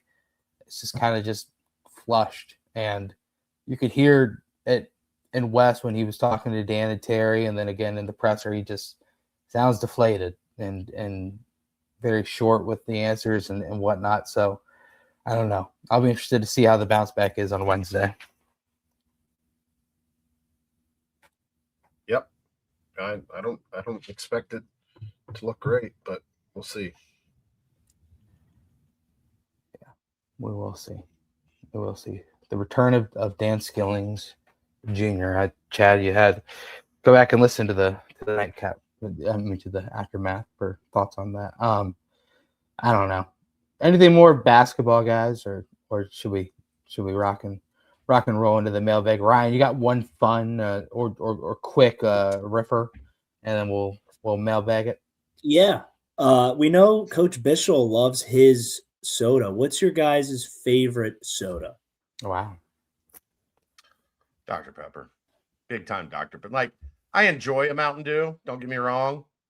But that, I don't know, like a year and a half ago, I started that switch over to Dr. Pepper, and I have since become a convert. So, like, does Mr. Pibb do it for you? If I'm at a restaurant and that's what they have, it's close enough. Yeah. But I mean, I might go water in that scenario. I do enjoy. I don't drink a lot of soda. Yeah. But if I'm gonna have one, it's typically with a meal. So I'll go Pibb if I have to. If not, I'm probably just get a water. Okay. Roy, have you seen that video of that guy who talks about drinking too much soda pop and he poops his pants? No. That's your assignment after this show. Did you watch the banana bread at work? I didn't. I forgot. Gosh, you didn't do your homework 2 weeks ago? All right, well now you got double homework. Both videos. I'm a piece of shit. I'll send them As to you. Tim Robinson would say. Have you seen that guy? Oh yeah, gosh. I'm the biggest piece of shit. He's the man. Anyway, like Chad said, I'm not a big soda guy either. Like that's why I haven't barely even touched this. I just did it for show for Coach. I do 12-ounce cans. I can't. The only time I'll when I have radio, I will get a fountain drink in like the styrofoam cup just because I know it's gonna last the 3-hour radio shift.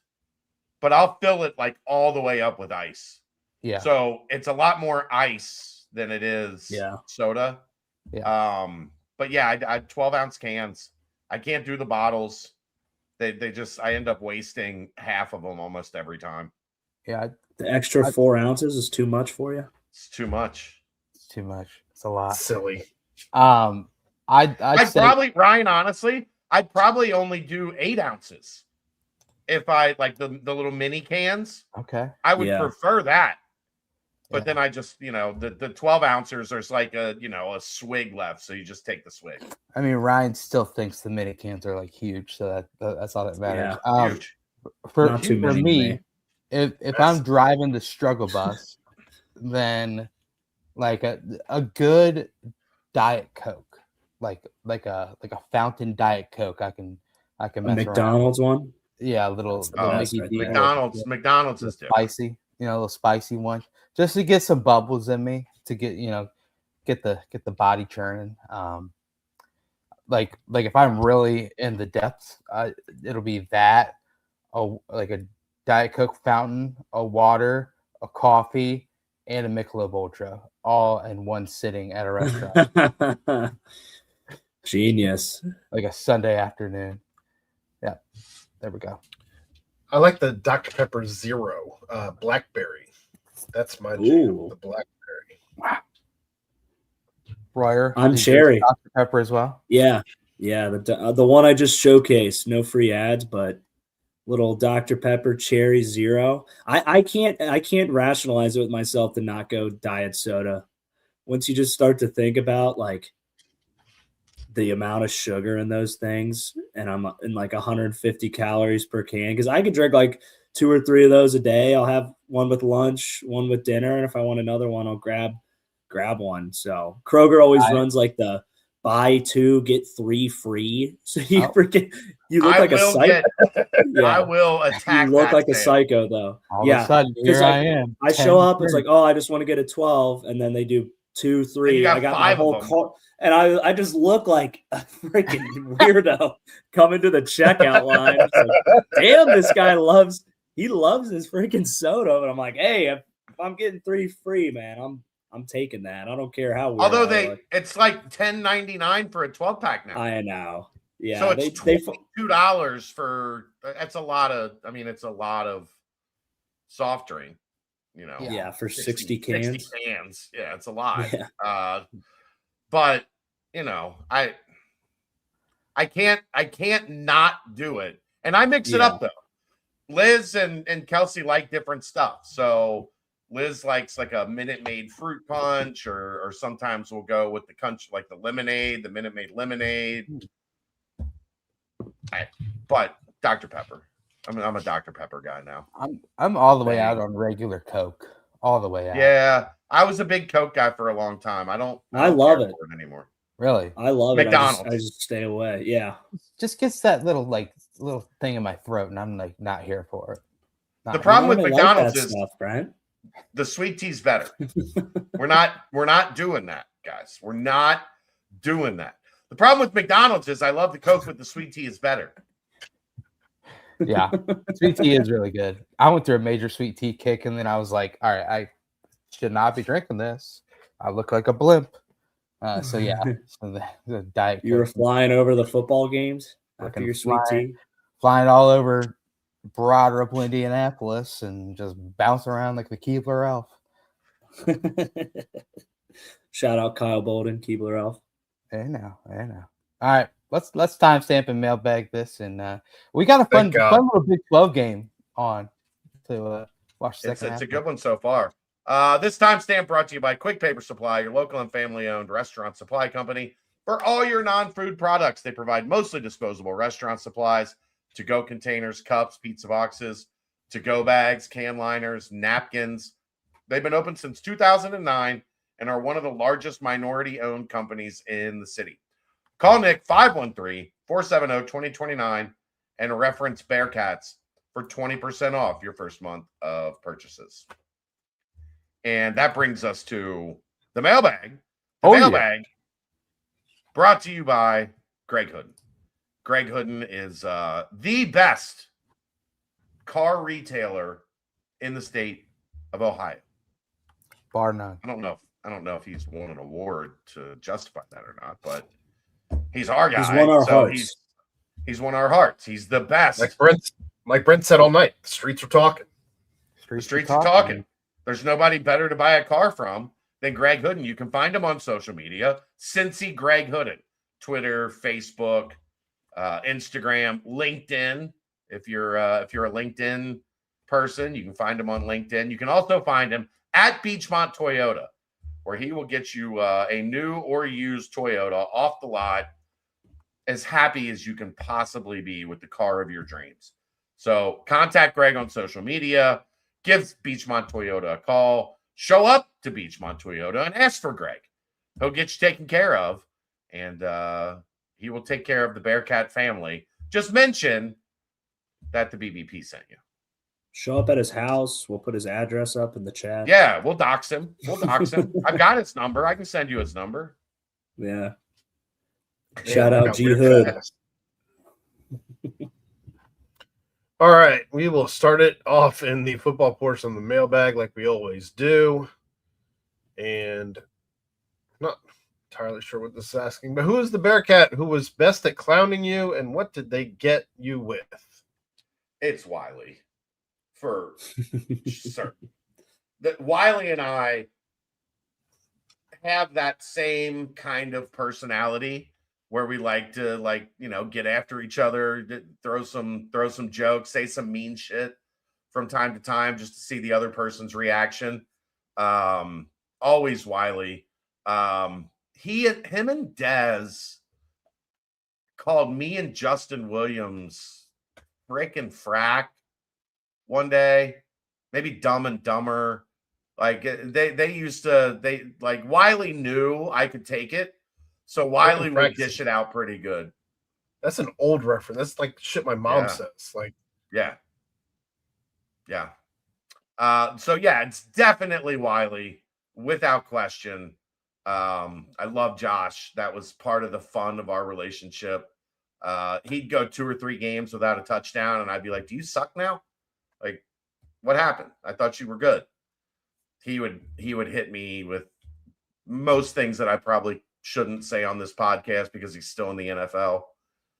So I don't want to mess up his lucrative football career. But definitely, without question, Josh. Ryan, who was the best on the team at Bustin' Balls? Perry Young. Perry Young was really. Oh Perry was the nicest human possible around me.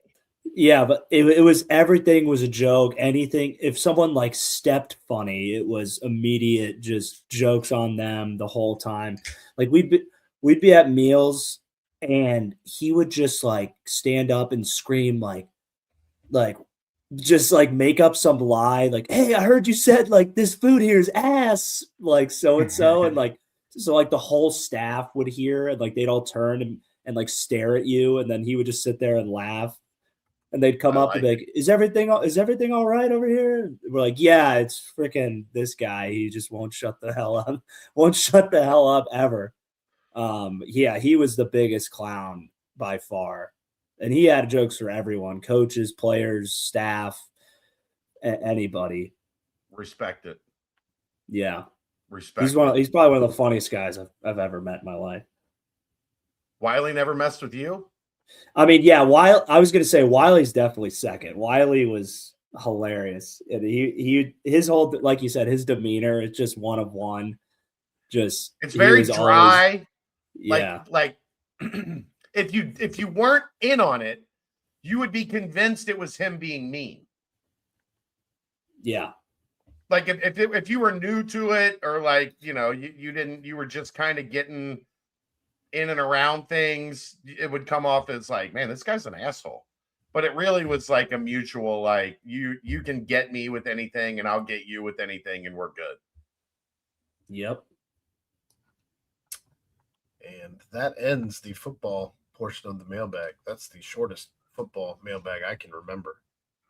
Denbrock also, not a Bearcat team member, but Denbrock and I would.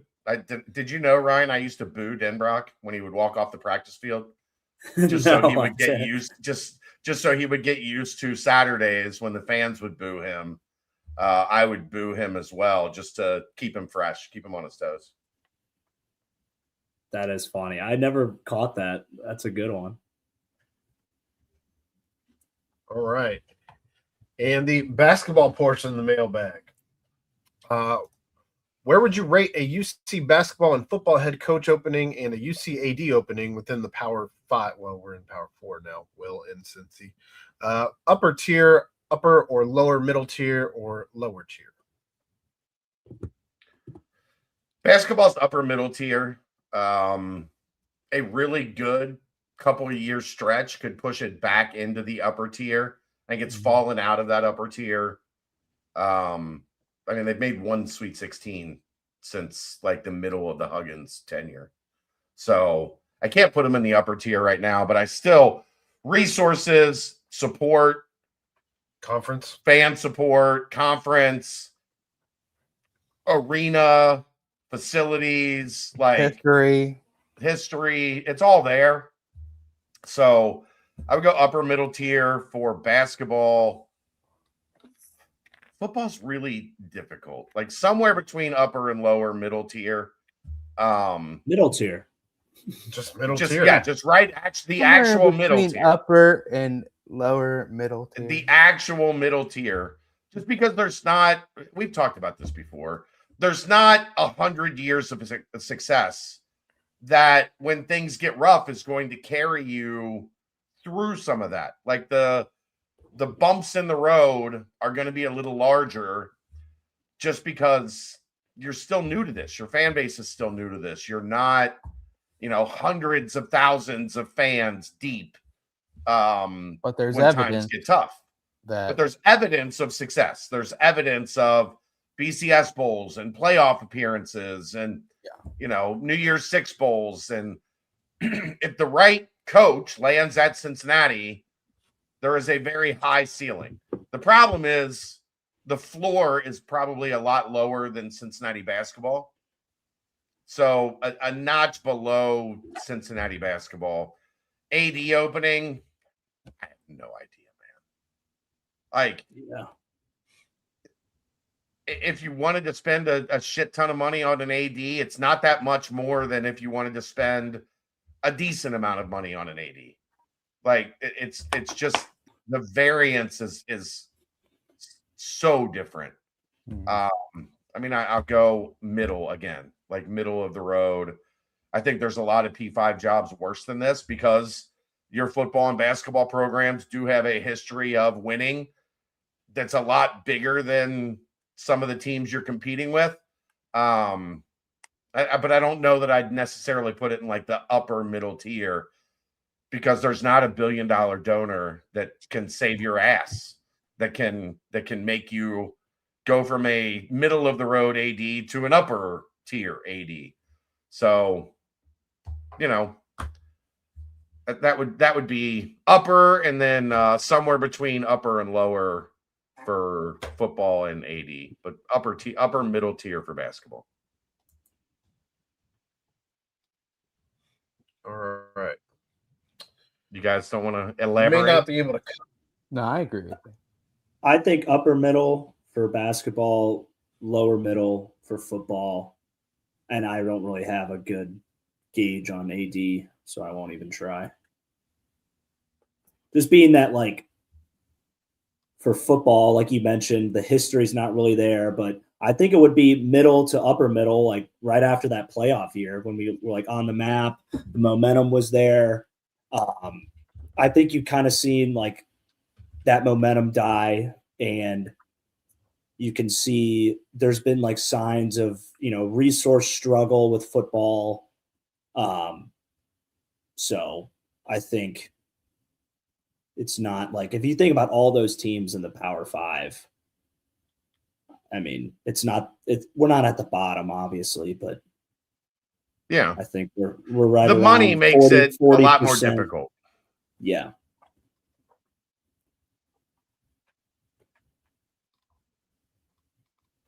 Sorry, I was blowing my nose. That's okay. All right. You may not be able to comment on this, but you are aware if any back channel communication has begun in vetting a replacement for Wes. I believe I saw Trilly mentioned Calhoun could draw interest from UCA and Pittsburgh, which would make me think there is some movement behind the scenes. Here's the thing you guys have to realize. Nobody's going to give me that information right now, right? Why would they? I do this. My responsibility in getting that information is to talk about it. So their job, if any of that stuff is actually happening, is to keep me from getting that information, guys. Like, nobody's going to be like, hey, Chad, guess what? We've already contacted agents for 4 different coaches out there. No, like they're just not, they're not going to give me that. That is, if I get something like that, I'm going to have to really work for it, because agents don't want that out right now, per se, because their coaches are still coaching. Like, yeah, they're going to want some leverage, but that's going to come late February, early March, when the carousel really starts getting heated up. In late January, nobody wants me to know that. I can assure you of that, because I won't lie, I've reached out to some of my contacts around the country and kind of started poking around on what might be out there and what might not.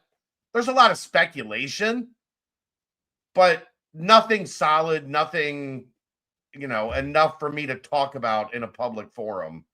I'm sure people are talking to people. Like, there's always people talking to people. But in terms of, is John Cunningham talking to agents right now?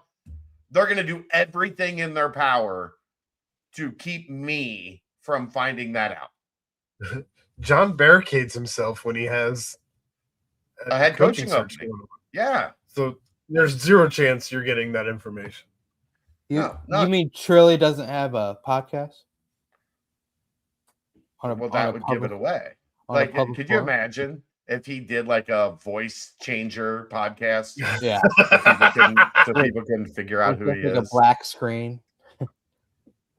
That'd be nice. All right. When the sun sets on this season and someone asks what the main reason was for Wes Miller's failure at Cincinnati, what would you tell them?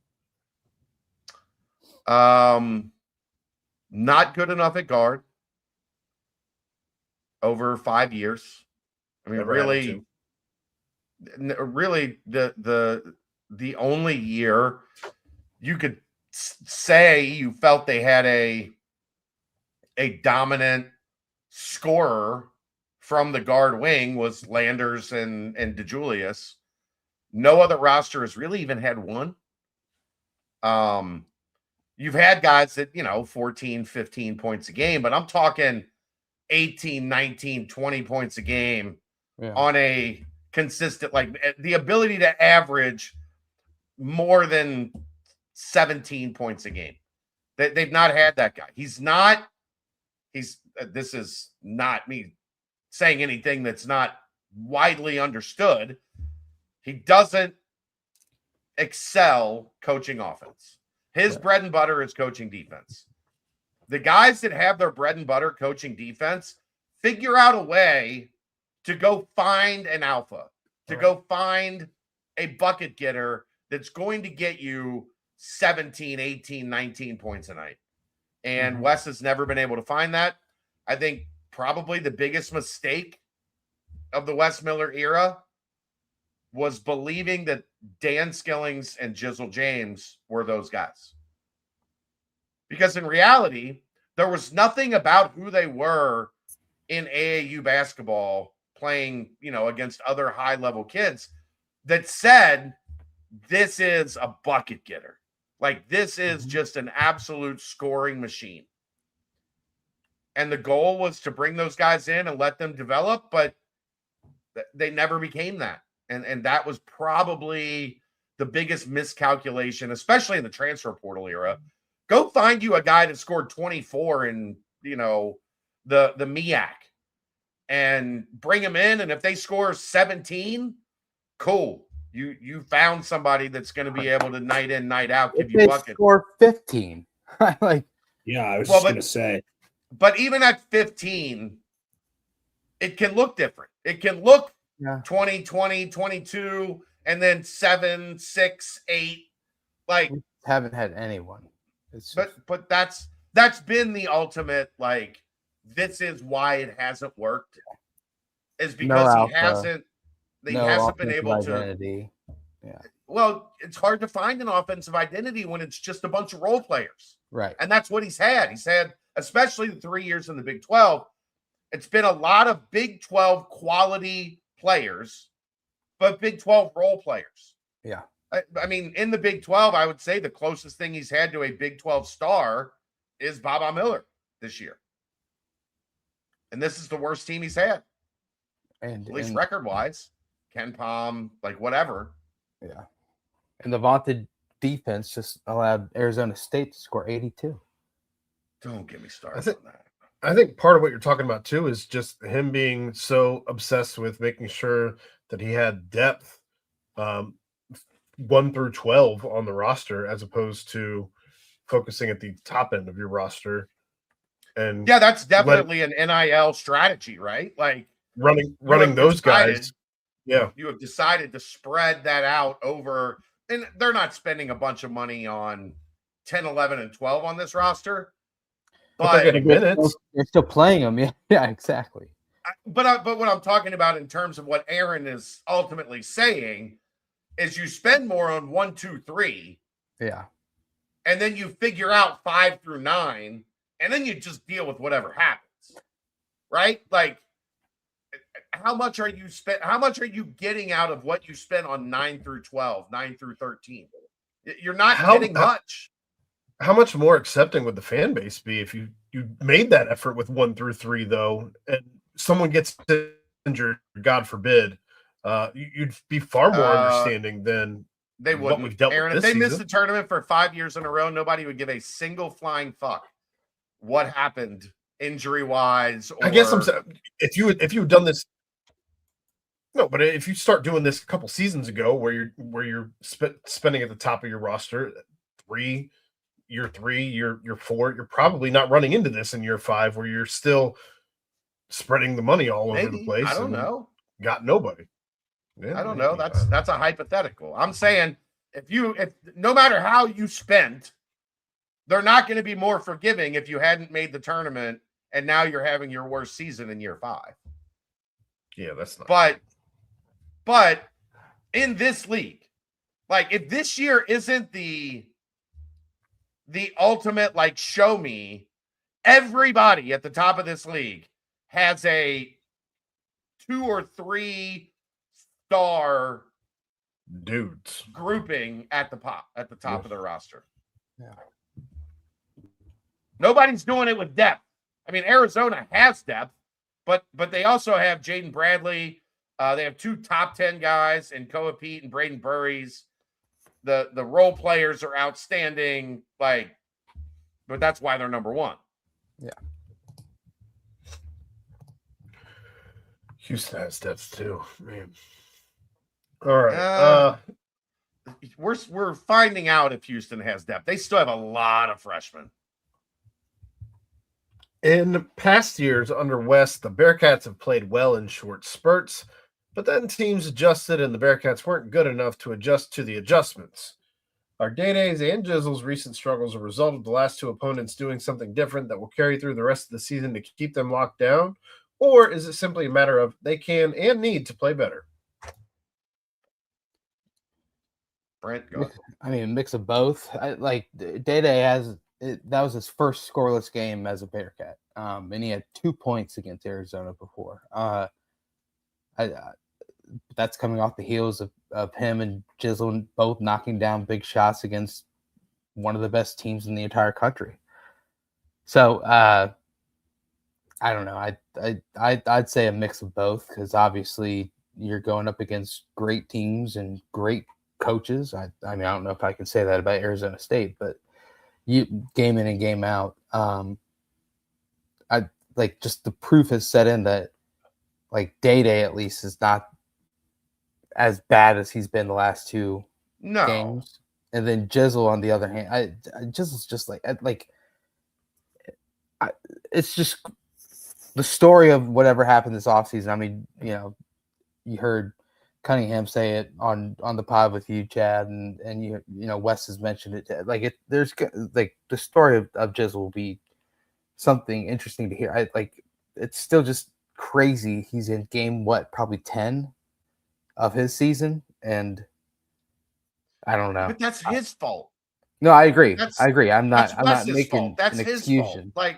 Yeah, I get you. I'm just saying, that's that's not an unfortunate circumstance. That's his fault. Like Right. he put himself in that situation.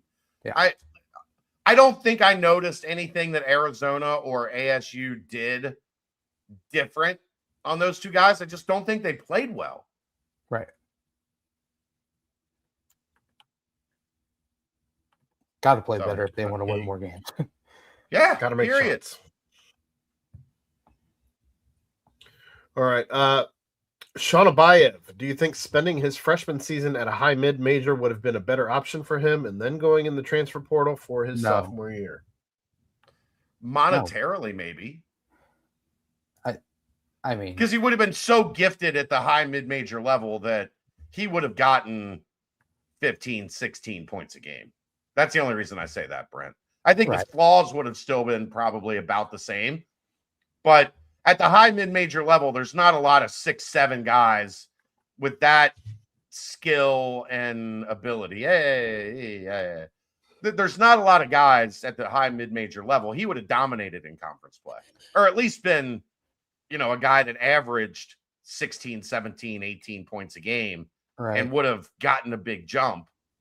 But for his development, like, he needed this. He was not ready to perform at the top of this league. Yeah, but like, I mean, he would have never gone to a high mid major though. Like his other offers and visits and. I'm not saying he would have. I'm saying it would have been. The question is, would it have been a better option for him to do that? Monetarily, it might have, because he'd have found a high mid major, Brent, that would have paid him $500,000 or whatever. They would have come up with some money for him, and then he would have made a jump next year and made a lot more than he's going to make next year, given what he's done to date. I still think someone will give him a bag because everyone's just throwing bags these days. I don't think he's going to get as much as you. I mean, he's not going to get top of the market money. He's proven to be flawed. Yeah. Ooh, we got a little pushing and shoving. Arizona's beating the piss out of BYU, by the way. Are they? 44-31 into the first half. Braden Burries has like 19 already. If he starts to figure it out, holy Christ, is Arizona good. Here comes the debate the second half, though. Yeah. All right, over under 2.5 more wins. Over. They've got enough games at home against teams they can beat. Yeah. That they'll probably win 3 or 4 more, but it ain't gonna. They're to answer the next question. It's certainly not going to be on the road. Here are the road games remaining for the Bearcats: Houston, Kansas State, maybe Kansas, Texas Tech, TCU, who's not great, but much better at home than they are on the road. If they don't win at Kansas State, I don't think they're winning another road game. Yeah. And this would be the first time that of 0 road wins since, I think, Mick's first year. They had one win that was semi away against Temple. So I wonder if that was where they played at where they played the game. They played at the Sixers Arena or something. Yeah, probably something like that. So, but yeah, are they going to beat? You've got Baylor, West Virginia, UCF, Utah, Oklahoma State, and BYU at home. Like, that's a lot of win. They can hypothetically beat Baylor, West Virginia, UCF, Utah, and Oklahoma State. Yeah, they can. It's not saying they will. It's saying they can. I think they get at least 3 of those. Mm-hmm. I don't. But we know, Aaron. I think the locker room's going to be in shambles when you have 8 losses in conference, 9 losses in 10 losses in conference. But we've been saying that all year. Like, the locker room's going to be in shambles, and they've continued to show they've got some resiliency to them. Mm-hmm. Like, they've taken some lumps and come back from it to an extent, for short stretches at least.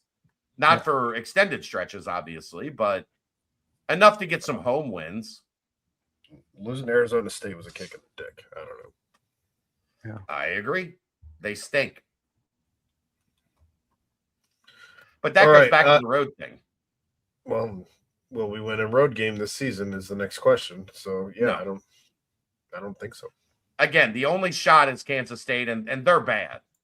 But seeing what this team just did at Arizona State, I mean, they got PJ Haggerty. They've got a couple dudes that can score. If you can 30 score burger. on this, if you can score on this Cincinnati team, their offense is not good enough to pull out a win on the road. PJ Haggerty gonna have a 30 burger. He might. That ends the basketball portion of the mailbag. Oddly enough, we get the baseball coach on. No questions in the mailbag. I don't know what questions we could have asked him that we didn't ask him. So Yeah. He was great. and lastly, the banks. One question there. What is the one show you would reboot if you had the power to do so? Boy, I would love to see Jack Bauer return in the current climate. Give me a 24 reboot with old school Jack Bauer.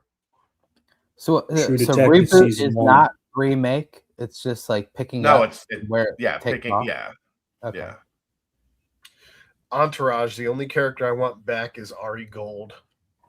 Well, that's a spinoff then. That's Royer, what was that's yours? a spinoff. True Detective season 1. I'll just keep rolling with Dusty. Pound the drum. Dusty Dusty. and Oh, I can't remember the other. I can't remember Woody's. Was that McConaughey and Woody? yeah. Yeah. Yeah, McConaughey and well, Woody was with Alessandra Daddario. That was a Yeah. that was a Bring cool her scene. back. I'll reboot that one. Maybe the best scene in TV history. Rebooted that scene a few times, if you know what I mean. Royer. Oh God. Gave that scene a blizzard a couple times, huh? Oh my god! Wow. That's the mailbag. That's the mailbag. Get us out of here, Brent. I'd probably say Stranger Things, the very last episode. Do the the big thing that everyone's saying that they were gonna do, but they never did. Like that would be awesome if they did that. Royer, you got another one? Maybe like reboot the final season of Game of Thrones. Just completely redo that. Yeah. That'd be terrible. Did you guys have you guys watched the Knights of the Seven Kingdoms? Yeah, I was gonna say started the new It was one. good. Yeah, I liked it. Boy, that opening It was scene in the different. second episode. Whew. What timeline was- is it on? So it's in between the two timelines, I believe, closer to Game of Thrones. The dragons, there's no dragons. Yeah, Dragons So it's- haven't hatched yet. After House of So- Dragons, before Game of Thrones? Yeah. Yeah. it's good. It's kind of like a comedy. It's Oh. I hear it gets darker Yeah, as the season goes on, but it was outside of the one scene, Brent, yeah. in the first episode. Second I had to No, that was the first episode. The scene by the tree.